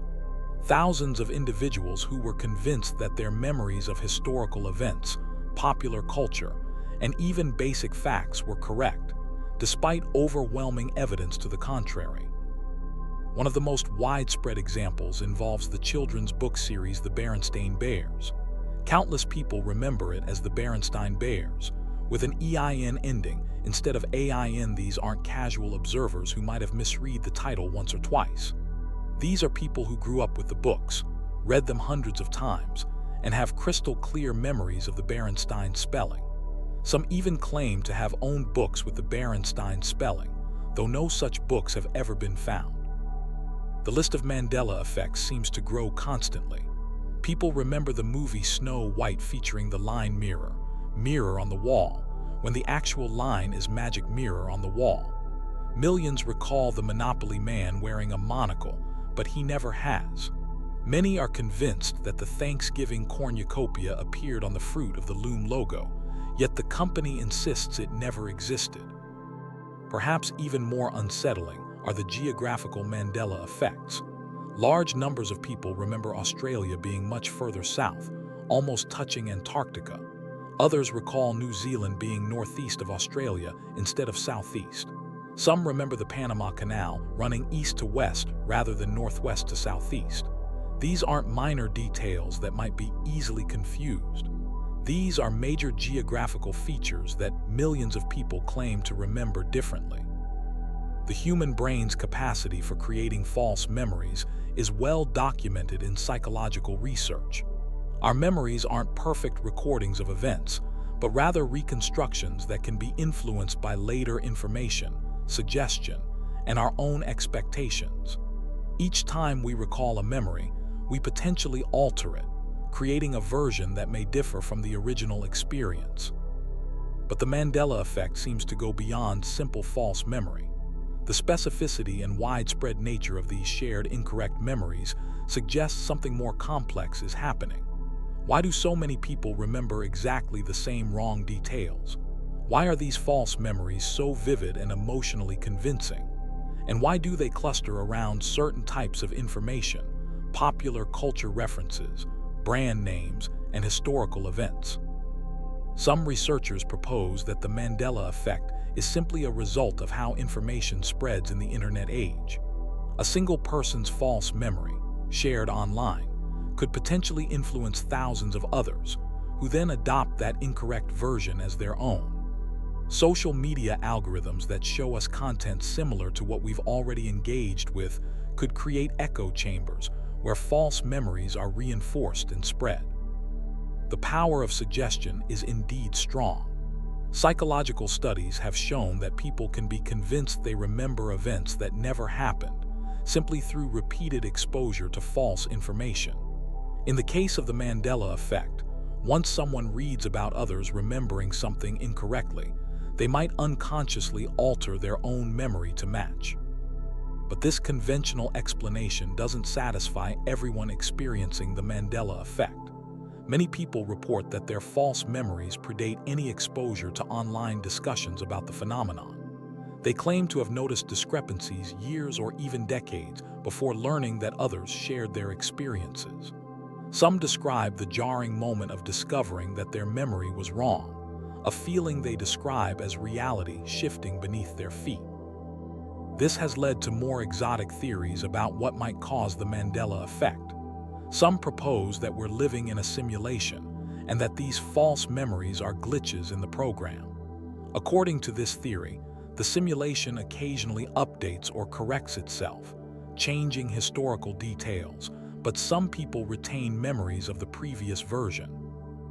Others suggest that the Mandela effect is evidence of parallel universes or alternate timelines.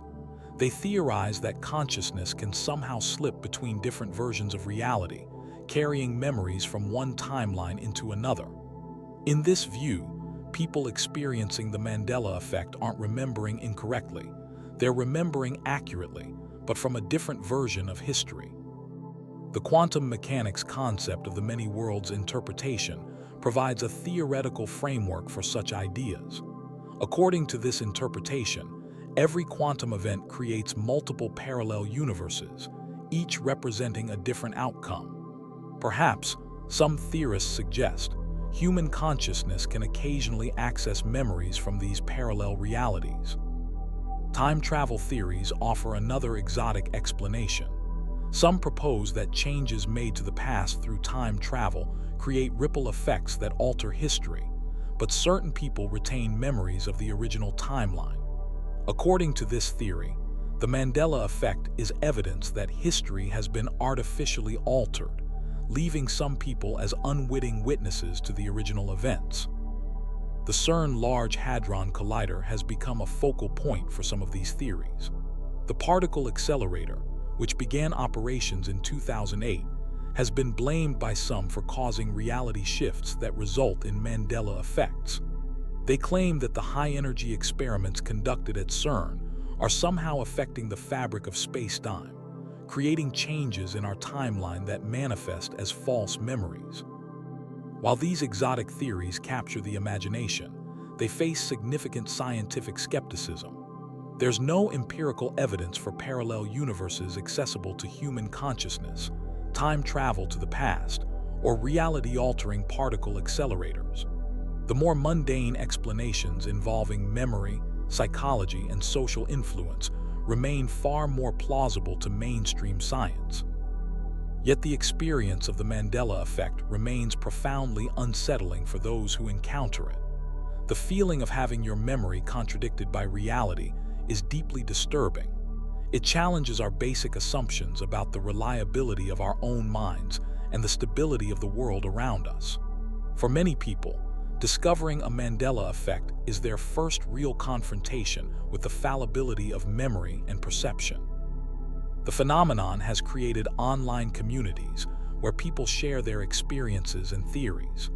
These groups often develop their own terminology and culture, referring to people who remember the mainstream version as those who are asleep or unaware.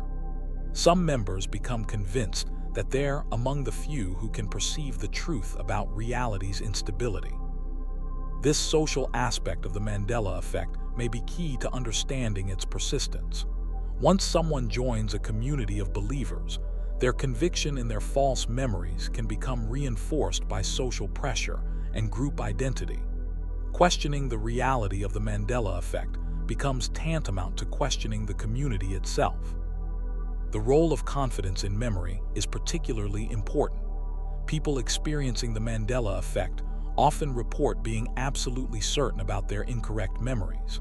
This confidence makes the discovery that they're wrong particularly jarring. Psychological research shows that confidence in memory doesn't correlate strongly with accuracy, but most people don't realize this, leading them to trust highly confident but incorrect memories. Corporate branding provides fertile ground for Mandela effects because logos and brand names are designed to be memorable and distinctive. We see them repeatedly throughout our lives, often in peripheral vision or while distracted.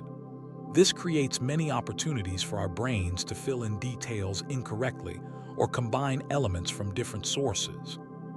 The human visual system is particularly prone to certain types of errors. Our brains are constantly making assumptions and filling in gaps in our perception. The Monopoly Man's monocle, for instance, might be a case of our brains combining the character with other similar figures from the same era who did wear monocles, creating a composite memory that feels authentic. Childhood memories seem particularly susceptible to the Mandela effect. Many of the most common examples involve things we encountered as children, books we read, movies we watched, or songs we heard. Childhood memories are especially malleable because our brains weren't fully developed when they were formed, and they've had decades to be influenced by subsequent experiences. The emotional component of Mandela effects is also significant. People often report feeling a sense of loss or grief when they discover that their memory is incorrect. It's as if a piece of their personal history has been erased. This emotional response may make the false memories more vivid and harder to abandon. Some researchers have proposed that the Mandela effect reveals important truths about how human memory works in the digital age. With instant access to information, we may be becoming more aware of the discrepancies between our memories and documented reality. In the past, such inconsistencies might have gone unnoticed or unverified. The spread of Mandela effects through social media demonstrates how quickly false information can propagate and take on a life of its own. A single viral post about a supposed Mandela effect can reach millions of people, potentially influencing their memories and creating new believers in the phenomenon. This has implications beyond just curious memory quirks. If false memories can spread so easily and feel so convincing, what does this mean for our ability to distinguish truth from fiction in other areas? How might this affect everything from eyewitness testimony to historical understanding to political beliefs? The Mandela Effect also raises questions about the nature of consensus reality. We generally assume that there's an objective truth about historical events, but what happens when large groups of people share false memories? At what point does collective memory become more important than documented fact? Some philosophers have suggested that the Mandela Effect challenges our understanding of knowledge itself. If our memories, which form the basis of our personal knowledge, can be so unreliable, how can we be certain about anything? This skeptical perspective echoes ancient philosophical problems about the reliability of perception and memory. The phenomenon has also influenced popular culture, appearing in movies, books, and television shows. These fictional portrayals often lean into the more exotic explanations, featuring parallel universes, time travel, or reality manipulation. While entertaining, these portrayals may reinforce belief in supernatural explanations among the general public. Educational implications of the Mandela Effect are also worth considering. The phenomenon demonstrates the importance of teaching critical thinking and media literacy. Students need to understand how memory works, why eyewitness testimony can be unreliable, and how to evaluate sources of information critically. As research into the Mandela Effect continues, new questions emerge. Are certain types of people more susceptible to these false memories? Do cultural factors influence which Mandela effects become widespread? How might our increasingly digital and interconnected world change the way false memories form and spread? The answers to these questions may help us better understand not just the Mandela Effect, but human memory and consciousness more broadly. Whether the explanation lies in psychology, neuroscience, or something more exotic, the phenomenon forces us to confront uncomfortable truths about the reliability of our own minds. The Mandela Effect remains one of the most fascinating and disturbing aspects of human psychology in the digital age. It challenges our assumptions about memory, reality, and truth itself. Whether caused by simple psychological processes or something more mysterious, it serves as a powerful reminder that our perception of reality may be far more fragile and malleable than we'd like to believe. As more people become aware of the Mandela Effect, and as our ability to document and verify information continues to improve, we may learn more about what causes these shared false memories. Until then, the phenomenon stands as a testament to the strange and sometimes unsettling nature of human consciousness, leaving us to wonder what other certainties in our lives might be nothing more than collective illusions. In the quiet suburbs of cities across the world, ordinary people are living with an extraordinary claim. They believe they are being watched, followed, and harassed by invisible forces using technology that most of us can't even imagine. These individuals call themselves targeted individuals, or Ts, and their stories are both disturbing and perplexing. Picture this. You're lying in bed at night when suddenly you feel a sharp pain in your head, like a needle piercing through your skull. You check for injuries but find nothing. The pain stops as suddenly as it started. The next morning, you experience the same sensation while making coffee, then again while driving to work. Over the following weeks, these episodes become more frequent, more intense, and seemingly coordinated with your daily activities. This is just one of many experiences reported by people who claim to be victims of electronic harassment. They describe being subjected to directed energy weapons, voice-to-skull technology, and sophisticated surveillance systems that monitor their every move.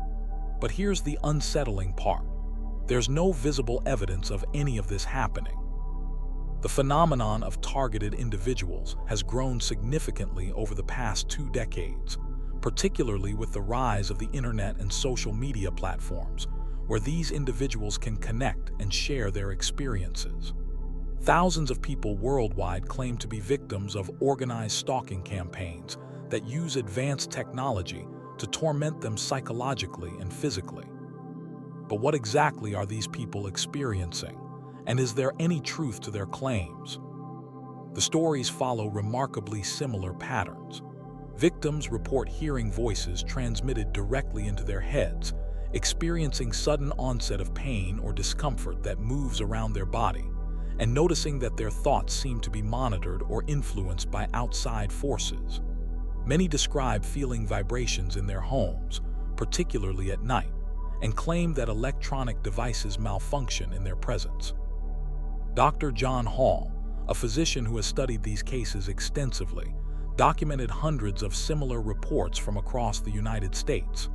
In his research, he found that victims often described identical symptoms: sleep deprivation, induced pain, cognitive disruption, and what they call synthetic telepathy. The consistency of these reports across different geographical locations and demographic groups is striking. One of the most commonly reported experiences is something called voice-to-skull technology, or V2K. Victims claim they can hear voices, music, or other sounds transmitted directly into their heads without any external audio source. These voices often comment on their daily activities, provide running commentary on their thoughts, or deliver threatening messages. The phenomenon is so specific that many victims can distinguish between their own internal thoughts and these externally transmitted voices. The technology behind such claims isn't entirely fictional. Voice-to-skull technology does exist, though its capabilities and deployment remain highly classified.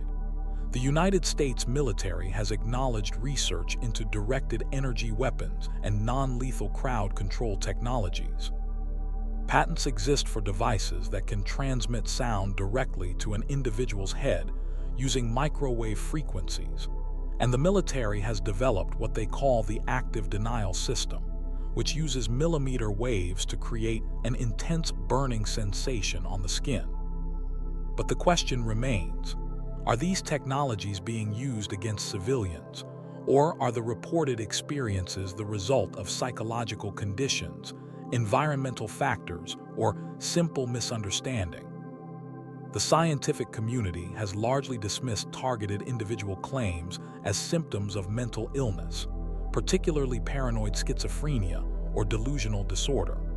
The experiences described by T's do share similarities with certain psychiatric conditions, including auditory hallucinations, paranoid ideation, and the belief that outside forces are controlling one's thoughts or actions.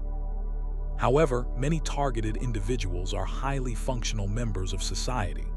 They hold jobs, maintain relationships, and demonstrate rational thinking in all areas of their lives, except for their claims of electronic harassment. Some are former military personnel, engineers, or other professionals with technical backgrounds who insist they can distinguish between psychological symptoms and external technological interference. Dr. Robert Duncan, a former government contractor who claims to have worked on classified projects involving directed energy weapons, has spoken publicly about the potential for these technologies to be used against civilians. He describes systems capable of reading thoughts, implanting ideas, and causing physical sensations from a distance. While his claims are unverified and controversial, they provide a possible explanation for the experiences reported by targeted individuals. The global nature of these claims is particularly intriguing. Similar reports come from countries across the world, including the United States, Canada, the United Kingdom, Australia, Germany, and many others. The consistency of symptoms across different cultures and languages suggests either a widespread phenomenon or a shared psychological condition that transcends cultural boundaries.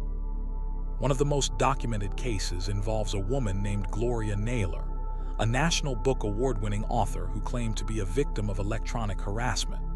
Naylor, who was clearly intelligent and accomplished, described years of torment involving voice-to-skull technology, organized stalking, and physical symptoms that she attributed to directed energy weapons. She documented her experiences in a book called 1996, providing a detailed account of her ordeal. What makes Naylor's case particularly compelling is that she initially sought psychological help, underwent extensive medical testing, and ruled out conventional explanations for her symptoms before concluding that she was being targeted by advanced technology. Her background as a successful author and her methodical approach to documenting her experiences lend credibility to her claims, even as they remain unproven. The organized stalking component of these claims is equally disturbing. Victims report being followed by groups of people who seem to coordinate their activities to create a sense of constant surveillance. These stalkers allegedly use subtle harassment techniques, appearing in multiple locations where the victim goes, mimicking the victim's movements or clothing, and creating situations designed to cause stress or anxiety. Some researchers have suggested that these experiences might be the result of a heightened state of awareness or hypervigilance, rather than actual organized stalking. When someone becomes convinced they are being watched, they may begin to notice patterns in their environment that were always there but previously ignored. This psychological state, known as confirmation bias, could explain why victims perceive ordinary coincidences as evidence of coordinated harassment.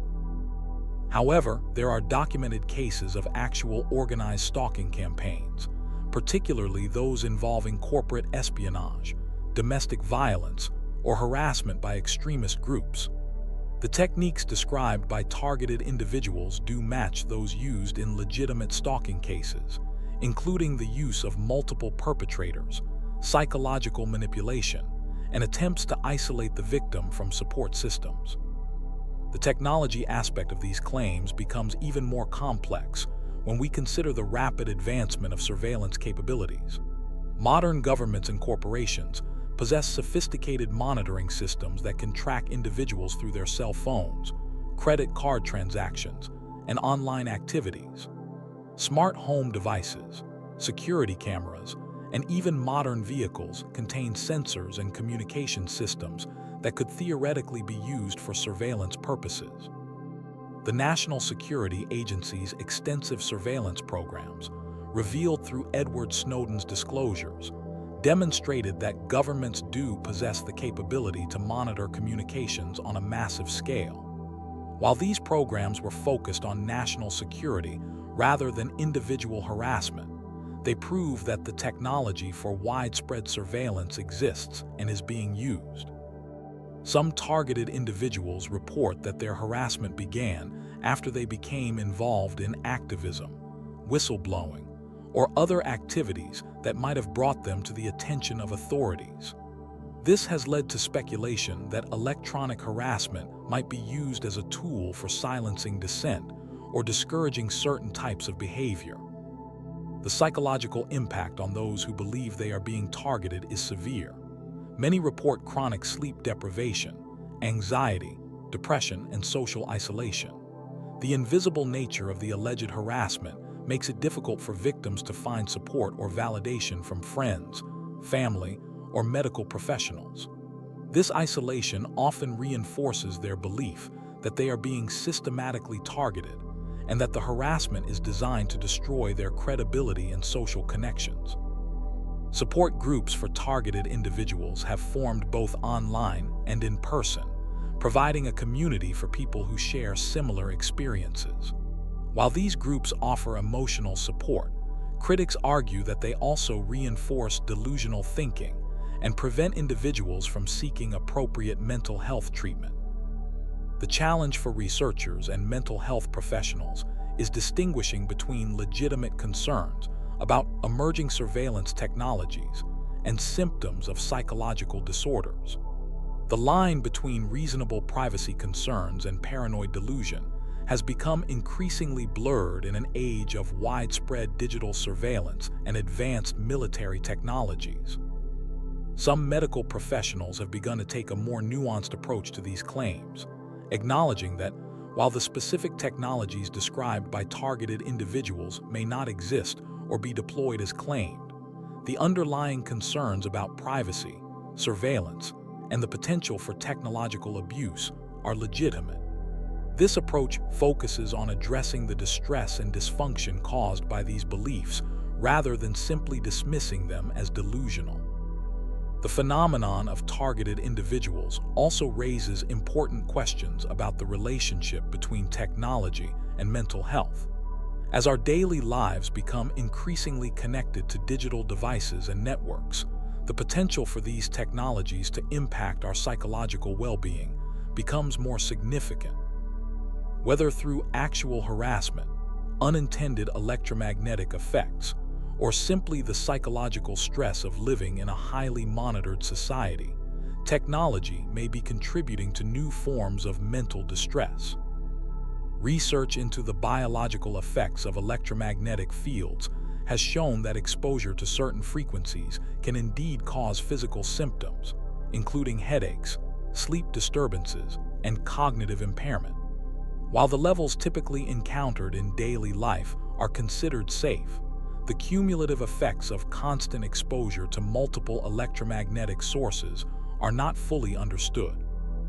The military and intelligence communities have invested heavily in research into non-lethal weapons and psychological operations. Declassified documents reveal decades of experimentation with mind control techniques, including the infamous MK Ultra program. While these historical programs were eventually discontinued, the knowledge gained from this research has likely contributed to the development of more sophisticated capabilities. The existence of patents for devices capable of transmitting sounds or sensations directly to individuals suggests that the technology described by targeted individuals is at least theoretically possible. However, the gap between laboratory prototypes and deployable weapons systems is often substantial, and the practical challenges of implementing such technologies covertly and effectively would be enormous. As we continue to grapple with these claims, it's important to approach them with both skepticism and empathy. While extraordinary claims require extraordinary evidence, the consistent reports from thousands of individuals across the globe deserve serious consideration.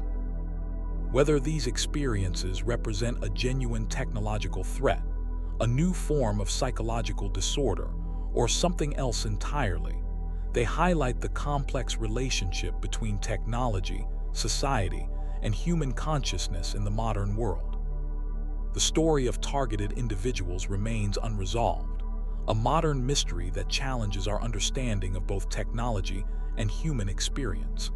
As surveillance capabilities continue to advance and our lives become increasingly connected to digital networks, the questions raised by these claims become more relevant than ever. Are we witnessing the emergence of a new form of warfare, a psychological phenomenon amplified by modern technology, or something else entirely? The answer remains elusive, hidden in the intersection of science, technology, and human perception. In the early hours of New Year's Day 2011, residents of Beebe, Arkansas, were awakened by a sound they had never heard before. Thousands of red-winged blackbirds were falling from the sky, hitting rooftops, cars, and sidewalks with sickening thuds. By dawn, more than 5,000 dead birds littered the streets of this small town, their bodies creating a macabre carpet across several square miles. The Beebe incident was just the beginning. Within days, similar reports began pouring in from around the world. Fish kills in Arkansas rivers, bird deaths in Louisiana, massive die-offs of marine life in New Zealand, and mysterious animal deaths across multiple continents. What was happening to the world's wildlife, and why were these events occurring with such alarming frequency? Mass animal die-offs, also known as unusual mortality events, have been documented throughout history, but something changed in the early 21st century. The frequency, scale, and global distribution of these events began to increase dramatically, raising questions about whether we were witnessing a new phenomenon or simply becoming more aware of events that had always occurred. The numbers are staggering. According to the United States Geological Survey's National Wildlife Health Center, reported wildlife mortality events increased by more than 300% between 2000 and 2015. These events now occur almost daily somewhere in the world, involving species ranging from bees and birds to marine mammals and fish. But what makes these die-offs particularly unsettling is not just their frequency, but their mysterious nature. In many cases, the cause of death remains unexplained even after extensive investigation. Animals appear healthy one day and are found dead the next, often with no obvious signs of disease, injury, or environmental contamination. Take the case of the saiga antelope in Kazakhstan. In May 2015, more than 200,000 of these critically endangered animals died within a matter of weeks. The die-off was so rapid and complete that it eliminated more than 60% of the global population of this species. Scientists who rushed to the scene found animals that appeared to have died suddenly, with no signs of injury or obvious illness. The investigation revealed that the antelopes had died from a bacterial infection caused by Pasteurella multicida, a microorganism that normally lives harmlessly in the animals' bodies. Something had triggered this usually benign bacteria to become deadly, but what caused this transformation remained a mystery. The rapid spread of the infection suggested an environmental trigger, but despite extensive testing, no definitive cause was identified. Similar mysteries surround the deaths of marine mammals around the world. Since 2013, more than 17,000 sea lions have been found dead or dying along the California coast. The animals showed signs of starvation, but the underlying cause of their inability to find food remained unclear. Ocean temperature changes, pollution, and overfishing were all considered as potential factors, but none provided a complete explanation for the scale of the die-off. The phenomenon isn't limited to large mammals. Bee colonies have been disappearing at an alarming rate in what scientists call colony collapse disorder. Entire hives are abandoned almost overnight, with adult bees simply vanishing while leaving behind their queen, larvae, and food stores.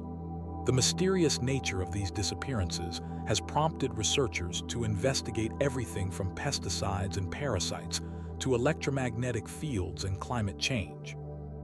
One of the most disturbing aspects of these mass die-offs is their global synchronicity. Similar events often occur simultaneously across different continents, involving different species, but showing similar patterns of sudden, unexplained death. This suggests that whatever is causing these events may be operating on a planetary scale. The summer of 2019 saw a particularly troubling series of events. Hundreds of thousands of common murres, a type of seabird, washed up dead along the coastlines of Alaska. Around the same time, massive numbers of salmon died in rivers across the Pacific Northwest, and gray whales began dying in unprecedented numbers along the North American coast.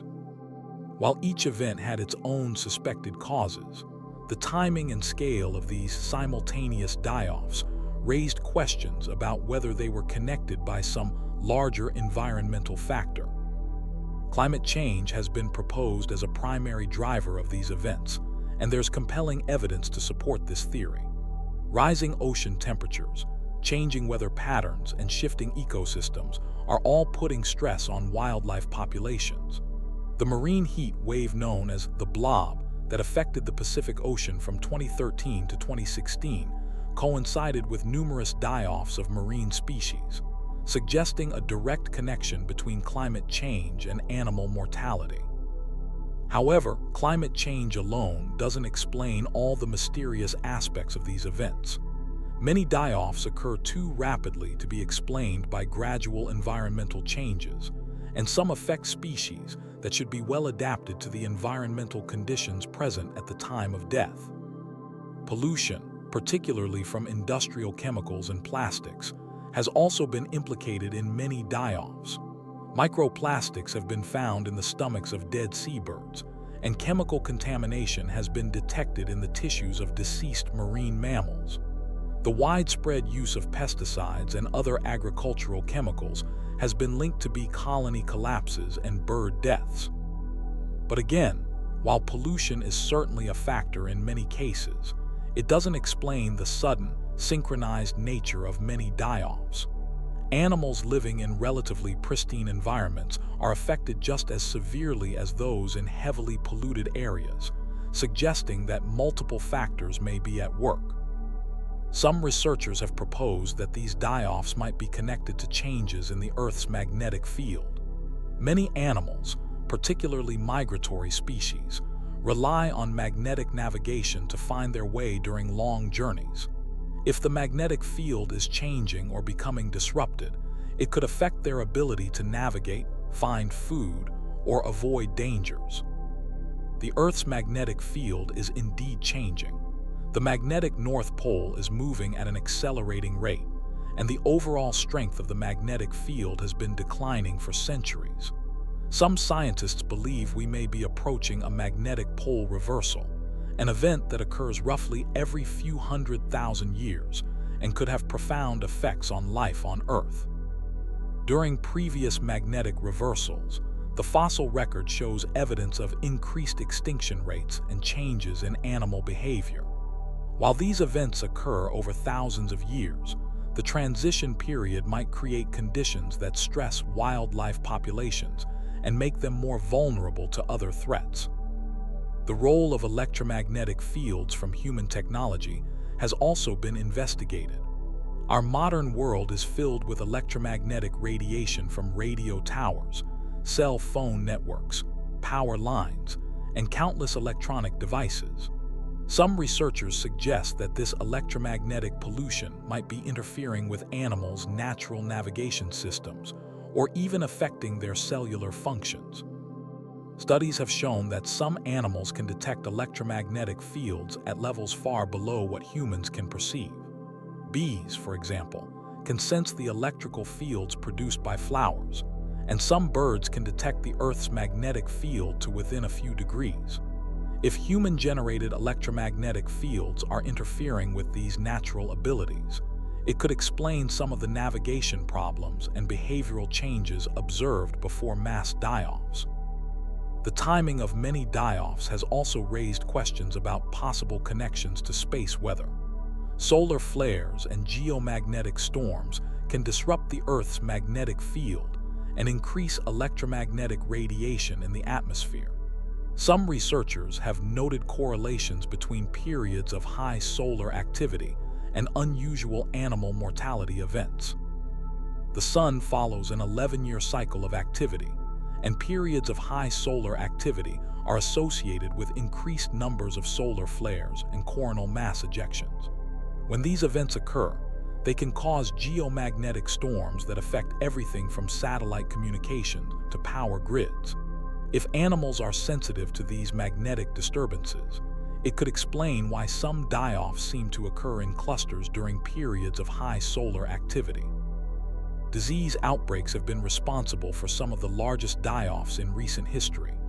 The spread of white nose syndrome among bats in North America has killed millions of animals, while avian flu has caused massive mortality events among bird populations worldwide. Climate change and habitat destruction may be creating conditions that allow diseases to spread more rapidly and affect larger populations. However, many die-offs show no evidence of infectious disease. Necropsies performed on dead animals often reveal no signs of viral, bacterial, or parasitic infections.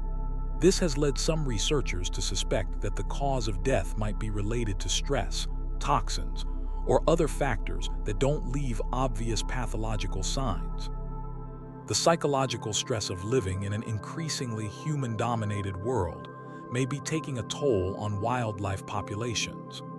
Noise pollution, habitat fragmentation, and the constant presence of human activity can create chronic stress that weakens animals' immune systems and makes them more vulnerable to other threats. Studies have shown that chronic stress can affect everything from reproduction and growth to disease resistance and longevity. Animals living near airports, highways, or industrial facilities show elevated stress hormones and reduced reproductive success. If this stress is becoming more widespread as human activity expands, it could be contributing to the increased frequency of die-offs. Some of the most puzzling die-offs involve multiple species dying simultaneously in the same area. These events suggest a common environmental cause, but identifying the specific trigger has proven challenging. In 2016, more than 100,000 fish died in a single day in the Yellowstone River, along with birds and small mammals in the surrounding area. Despite extensive investigation, no definitive cause was identified. The investigation of mass die-offs has been complicated by the rapid decomposition of carcasses and the difficulty of reaching remote locations where events occur. By the time scientists arrive at the scene, valuable evidence may have been lost, and the immediate environmental conditions that triggered the event may have changed. The global nature of these events has also made coordination between researchers difficult. Different countries have different protocols for investigating wildlife mortality, and sharing information across international boundaries can be challenging. This has led to a fragmented understanding of what may be a global phenomenon. Technology is beginning to help address some of these challenges. Satellite monitoring can detect large-scale environmental changes that might trigger die-offs, and improved communication networks allow researchers to share information more quickly. Advanced analytical techniques can detect trace amounts of toxins and pathogens that might have been missed in earlier investigations. The development of early warning systems based on environmental monitoring and animal behavior could help predict die-offs before they occur. Some researchers are working on systems that monitor everything from ocean temperature and weather patterns to animal movement and behavior, looking for signs that might indicate an impending mortality event. But perhaps the most important aspect of understanding mass die-offs is recognizing that they may be a symptom of larger environmental changes. The Earth's climate, ecosystems, and magnetic field are all in flux, and wildlife populations are responding to these changes in ways we're only beginning to understand. The interconnected nature of these systems means that changes in one area can have cascading effects throughout the environment. A shift in ocean currents might affect weather patterns, which could influence plant growth, which might impact insect populations, which could affect bird migration routes, ultimately leading to increased mortality in species that seem unrelated to the original change. Some researchers have proposed that mass die-offs might be early warning signs of ecosystem collapse. If environmental conditions are changing faster than species can adapt, we might be witnessing the beginning of a larger extinction event. The fact that these die-offs are affecting species across all major groups of animals suggests that fundamental environmental conditions are being altered. The mystery of mass animal die-offs continues to deepen as new events occur, and our understanding of the complex factors involved grows. While individual cases may eventually be explained by specific causes, the overall pattern suggests that multiple factors are working together to create conditions that are increasingly hostile to wildlife. As we continue to investigate these events, we're learning that the natural world is far more interconnected and fragile than we previously understood. The death of thousands of birds in a small Arkansas town may be connected to changes in the Earth's magnetic field, solar activity, or climate patterns that affect the entire planet. The challenge for scientists is to unravel these complex relationships and identify the specific factors that trigger mass mortality events. Only by understanding these mechanisms can we hope to predict and potentially prevent future die-offs. But time may be running out as the frequency and scale of these events continue to increase. The story of mass animal die-offs is still being written, with new chapters added almost daily as reports of unusual mortality events continue to pour in from around the world. Each event adds another piece to a puzzle that spans continents, species, and scientific disciplines. The complete picture remains elusive, but the urgency of finding answers grows with each new tragedy that befalls the world's wildlife. In the end, These mysterious deaths may be telling us something important about the health of our planet and the future of life on Earth. The animals that are dying may be serving as canaries in the coal mine, warning us of changes that will eventually affect all life, including our own. The question is whether we can decode their message before it's too late. The sound of silence can be deafening, but what if silence itself could be weaponized? What if the very air around us could be turned into an invisible force capable of controlling crowds, disabling electronics, or even altering human behavior? Deep within classified military research facilities and corporate laboratories around the world, scientists are working on technologies that sound like they belong in science fiction. These are sonic weapons, devices that use sound waves as a form of non-lethal force, and they're far more advanced than most people realize. But here's the unsettling part. While governments openly discuss the development of these technologies for crowd control and military applications, there are questions that remain unanswered. Questions about the true extent of their capabilities, the potential for abuse, and the long-term effects on human health. What we know is already disturbing enough, but what we don't know might be even more concerning. The story of sonic weapons begins not in a military laboratory, but in a small town in Cuba. In late 2016, American diplomats stationed at the United States Embassy in Havana began reporting strange symptoms: headaches, nausea, hearing loss, and cognitive difficulties that seemed to come out of nowhere. At first, these incidents were dismissed as stress-related illnesses, the kind of thing that might affect anyone working in a high-pressure diplomatic environment. But as more cases emerged, and as the symptoms became more severe, it became clear that something else was happening. The affected diplomats described hearing strange sounds before the onset of their symptoms. Some reported a piercing, directional noise that seemed to follow them around their homes and hotel rooms. Others described a sensation like being inside a metal container while someone banged on the outside. The sounds were often accompanied by pressure sensations in their heads and immediate feelings of disorientation. What made these reports even more disturbing was that the sounds seemed to be targeted. Family members in the same room often heard nothing, while the diplomats experienced intense auditory phenomena. The media dubbed it Havana Syndrome, and while the exact cause remains officially unexplained, many experts believe the diplomats were subjected to some form of directed acoustic weapon. The symptoms were consistent with exposure to focused sound waves or microwaves, technologies that had been in development for decades. But if this was an attack using sonic weapons, it represented a significant advancement in the field, one that could target individuals with surgical precision while leaving no physical evidence behind. The incident in Cuba wasn't isolated.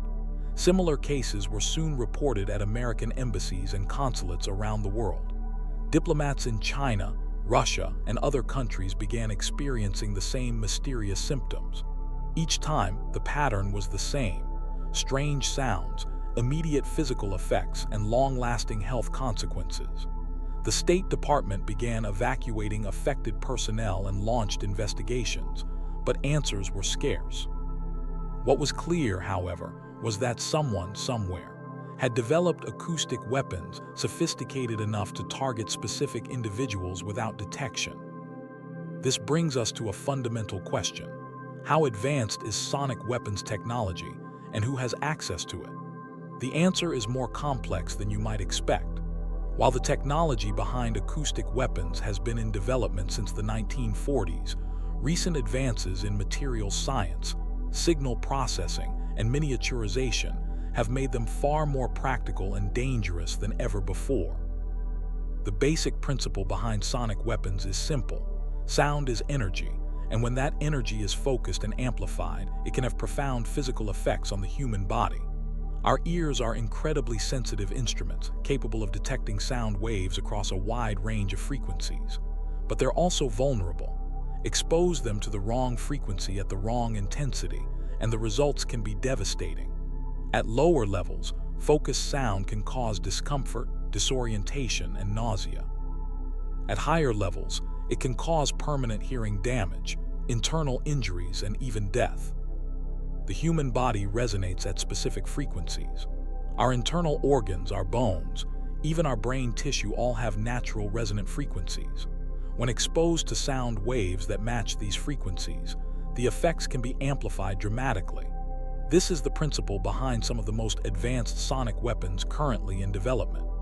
By targeting specific resonant frequencies, these devices can cause effects that range from mild discomfort to complete incapacitation. One of the most well-known sonic weapons is the Long-Range Acoustic Device, or LRAD. Developed initially for military communication, the LRAD can project focused beams of sound over long distances with remarkable precision. At low power settings, it functions as a communication device, allowing operators to deliver clear voice messages to specific targets up to 3,000 meters away. But at higher power settings, the LRAD becomes something else entirely, a non-lethal weapon capable of causing immediate pain and disorientation. The device works by using multiple speakers arranged in a phased array, similar to how radar systems focus electromagnetic waves. By carefully controlling the timing and phase of the sound waves from each speaker, the LRAD can create a highly focused beam of sound that maintains its intensity over long distances. Unlike conventional speakers, which disperse sound in all directions, the LRAD can create what's essentially a sonic spotlight, delivering sound with surgical precision to a specific target or area.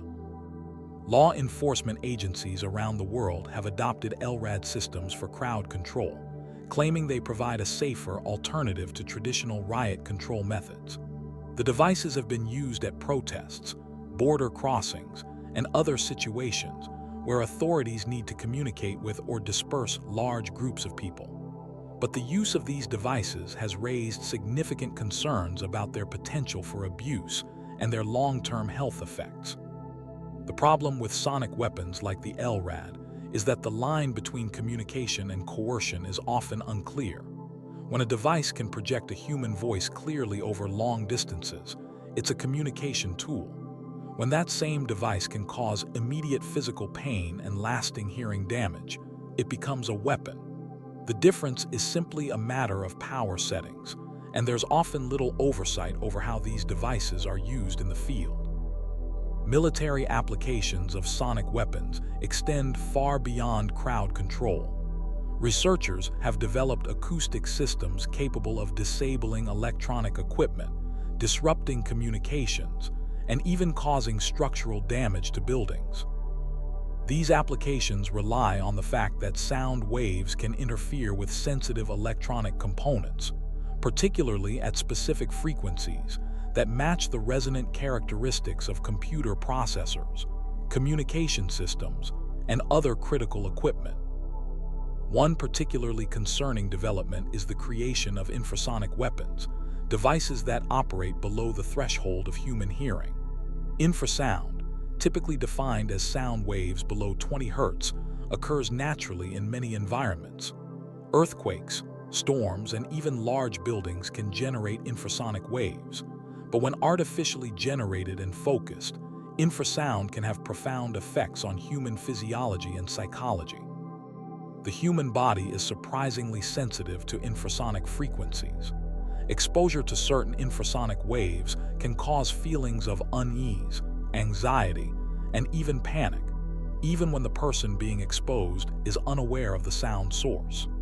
This has led to research into infrasonic weapons that could be used to clear areas or influence behavior without the targets ever knowing they're being affected. The implications of such technology are deeply troubling, particularly when considering the potential for covert use. Some researchers have reported that exposure to specific infrasonic frequencies can cause hallucinations, feelings of being watched, and other psychological effects that people often associate with supernatural experiences. This has led to speculation about whether some reported ghost sightings and paranormal experiences might actually be the result of natural or artificial infrasonic phenomena.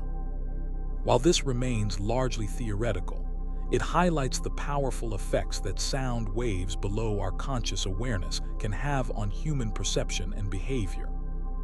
The development of sonic weapons has accelerated dramatically in recent years, driven partly by advances in signal processing and partly by the military's desire for non-lethal alternatives to conventional weapons.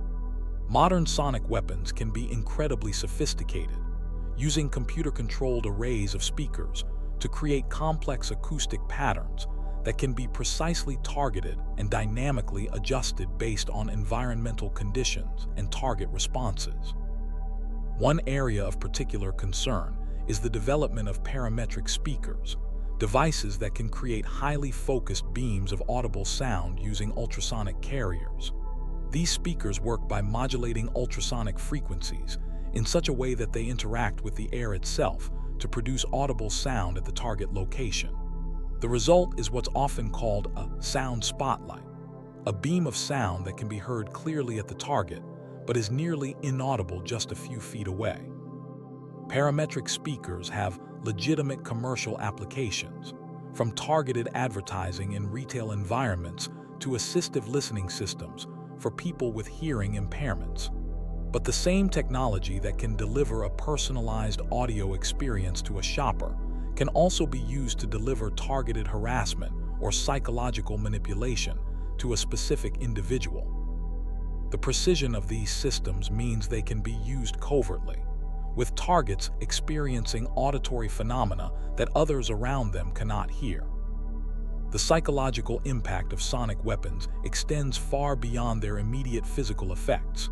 Being subjected to targeted acoustic attacks can cause lasting psychological trauma, particularly when the attacks are covert or when their source is unclear. Victims often report feelings of paranoia, helplessness, and isolation, especially when others cannot hear or experience the sounds they're being subjected to. This psychological dimension has not been lost on military and intelligence agencies. There are reports of sonic weapons being developed specifically for psychological operations, designed to cause maximum psychological distress with minimal physical harm. These weapons might use combinations of infrasonic and audible frequencies, irregular patterns that prevent habituation, or even subliminal audio messages embedded within other sounds. The potential for abuse of sonic weapons technology is enormous. Unlike conventional weapons, acoustic devices can be deployed covertly, leaving little physical evidence of their use. They can be integrated into existing sound systems, hidden in vehicles or buildings, or even deployed from aircraft or drones. The targeted nature of many sonic weapons means they can be used against specific individuals without affecting others nearby, making them ideal tools for harassment, intimidation, or covert operations. Perhaps most concerning is the fact that sonic weapons technology is becoming increasingly accessible. While the most advanced systems remain in the hands of military and law enforcement agencies, the underlying technology is not particularly exotic. Powerful speakers, signal processing equipment, and acoustic modeling software are all commercially available. This has led to concerns that non-state actors, criminal organizations, or even individuals could develop and deploy crude but effective sonic weapons. The regulatory landscape surrounding sonic weapons is largely non-existent. While there are international treaties governing the use of chemical and biological weapons, there are no similar restrictions on the development or deployment of acoustic weapons. This regulatory gap has allowed the technology to advance rapidly with little oversight or public scrutiny. Some countries have begun to address this issue. Several European nations have introduced restrictions on the sale and use of high-powered acoustic devices, and there are ongoing discussions about international standards for sonic weapons. But progress has been slow, partly because the technology has legitimate non-weapon applications, and partly because many governments are reluctant to restrict the development of what they see as valuable military and law enforcement tools. The health effects of exposure to sonic weapons remain poorly understood, largely because ethical considerations prevent researchers from conducting comprehensive studies on human subjects. Most of what we know comes from accidental exposures, military personnel who have been subjected to acoustic weapons during training, and the unfortunate experiences of diplomats and others who have been targeted by these devices. What is clear is that the effects can be both immediate and long-lasting. Acute exposure to high-intensity sound can cause immediate hearing damage, vestibular disruption that affects balance and spatial orientation, and intense pain. But there are also reports of longer-term effects, including persistent headaches, cognitive difficulties, sleep disturbances, and psychological trauma. The case of the affected diplomats has provided researchers with valuable data about the potential long-term consequences of sonic weapon exposure. Many of the diplomats continue to experience symptoms years after their initial exposure, including hearing loss, balance problems, and cognitive difficulties that have forced some to retire from their careers. These cases have highlighted the need for better understanding of how acoustic weapons affect human health and how to treat their effects. One particularly troubling aspect of sonic weapons research is the development of systems designed to operate below the threshold of detection. These weapons might use frequencies at the very edge of human hearing, sound levels just below the threshold of conscious awareness, or complex modulation schemes that make the sounds difficult to identify or locate.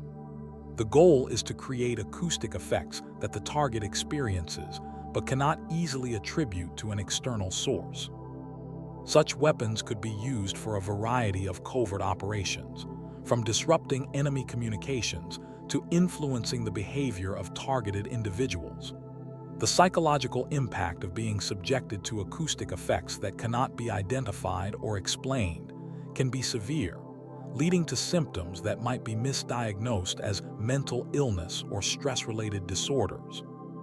The technology behind these covert acoustic weapons is becoming increasingly sophisticated. Modern systems can analyze environmental conditions in real time and adjust their output to maximize effectiveness while minimizing detectability. They can use multiple frequencies simultaneously, creating complex acoustic patterns that are difficult to counter or even identify.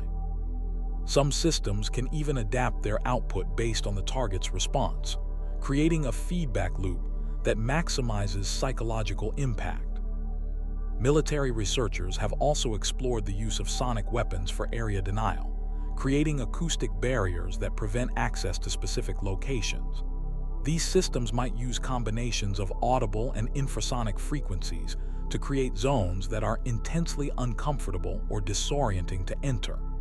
Such weapons could be used to protect sensitive installations, control access to strategic locations, or channel the movement of enemy forces. The effectiveness of these area denial systems depends largely on their ability to create acoustic conditions that humans find intolerable while leaving equipment and structures undamaged. This has led to extensive research into the frequencies and intensities that are most effective at causing human discomfort while having minimal impact on the surrounding environment. Looking toward the future, the development of sonic weapons technology shows no signs of slowing down. Advances in materials science are leading to more powerful and efficient acoustic transducers. Improvements in signal processing are enabling more sophisticated control over acoustic output, and the miniaturization of electronic components is making it possible to create powerful sonic weapons in increasingly compact packages. One area of particular development is the integration of artificial intelligence into sonic weapon systems. AI algorithms can analyze target responses in real time and adjust acoustic output to maximize effectiveness. They can identify the frequencies and patterns that are most effective against specific individuals or groups, creating personalized acoustic attacks that are far more effective than generic approaches. The implications of AI-controlled sonic weapons are profound. Such systems could potentially identify and target individuals based on their acoustic signatures, their physiological responses to different frequencies, or even their behavioral patterns. They could adapt their attacks based on environmental conditions, target locations, and mission objectives. Most concerning of all, they could operate autonomously, making targeting and engagement decisions without human oversight. Another emerging area is the development of networked sonic weapons systems, where multiple acoustic devices work together to create complex interference patterns or coordinated attacks. These systems could surround a target area with multiple sound sources, creating acoustic environments that are impossible to escape or counter. They could use beamforming techniques to focus sound waves from multiple directions, creating areas of intense acoustic pressure that would be extremely difficult to shield against. The potential military applications of such networked systems are enormous. They could be used to create acoustic barriers around strategic locations, deny access to large areas, or conduct coordinated psychological operations against enemy forces. The ability to deploy multiple sonic weapons in a coordinated fashion would make them far more effective than individual devices operating alone. But perhaps the most concerning development in sonic weapons technology is the research into biological effects at the cellular level. Some studies have suggested that specific acoustic frequencies can affect cellular function, potentially disrupting nervous system activity, altering brain chemistry, or even causing cellular damage. While this research is still in its early stages and much of it remains classified, the implications are deeply troubling. If sonic weapons can be developed that target specific biological processes, they could potentially cause effects that go far beyond hearing damage or disorientation. Such weapons might be able to cause temporary or permanent neurological damage, disrupt cognitive function, or even cause more severe physiological effects. The development of such weapons would represent a significant escalation in the lethality and potential for abuse of acoustic weapons technology. The international community has been slow to respond to the development of sonic weapons technology. While there have been calls for treaties or agreements governing their use, progress has been limited by the dual-use nature of much of the technology and by the reluctance of military powers to limit their development of what they see as valuable non-lethal weapons. Some experts argue that sonic weapons should be subject to the same international restrictions as chemical and biological weapons, given their potential for causing lasting harm and their capacity for indiscriminate use. Others contend that such restrictions would be impractical given the legitimate applications of acoustic technology and the difficulty of monitoring compliance. The debate over regulation of sonic weapons highlights a broader challenge in modern warfare and law enforcement: how to govern technologies that blur the line between non-lethal and lethal applications. Sonic weapons are often promoted as humane alternatives to conventional weapons, but as their capabilities advance, the distinction between non-lethal and harmful becomes increasingly unclear. As we consider the future of sonic weapons technology, we're forced to confront some uncomfortable questions. In a world where sound itself can be weaponized, where acoustic devices can target individuals with surgical precision, and where the effects of these weapons are poorly understood and largely unregulated, what protection do civilians have? How can we ensure that technologies developed for legitimate military and law enforcement purposes are not abused or used against innocent people? The story of sonic weapons is still being written, and much of it remains hidden behind classified research programs and corporate secrecy. What we know suggests that these technologies are far more advanced and potentially dangerous than most people realize. What we don't know might be even more concerning. As these weapons become more sophisticated and more widely available, the need for public awareness, regulatory oversight, and international cooperation becomes increasingly urgent. The sound of silence may indeed be deafening, but the sound of unchecked weapons development might be even more so. In our modern world, where technology advances faster than our ability to understand its implications, sonic weapons represent both a fascinating scientific achievement and a potentially profound threat to human rights and security. The question is not whether these technologies will continue to develop, but whether we can develop the wisdom and the will to control them before they control us. The modern world is filled with mysteries, some hidden in classified documents, some buried in corporate boardrooms, and others developing in laboratories far from public view. The stories we've explored today are just a glimpse into the strange, the unexplained, and the deliberately concealed technologies and phenomena that continue to unfold around us every day. But the deeper we investigate, the more questions emerge. The more we uncover about what's really happening behind the scenes, the more we realize how much remains hidden from view. If you enjoyed this journey into the unknown corners of our modern world, make sure to subscribe and check out our other videos for more mysteries waiting to be explored. Thanks for watching, and as always, until next time.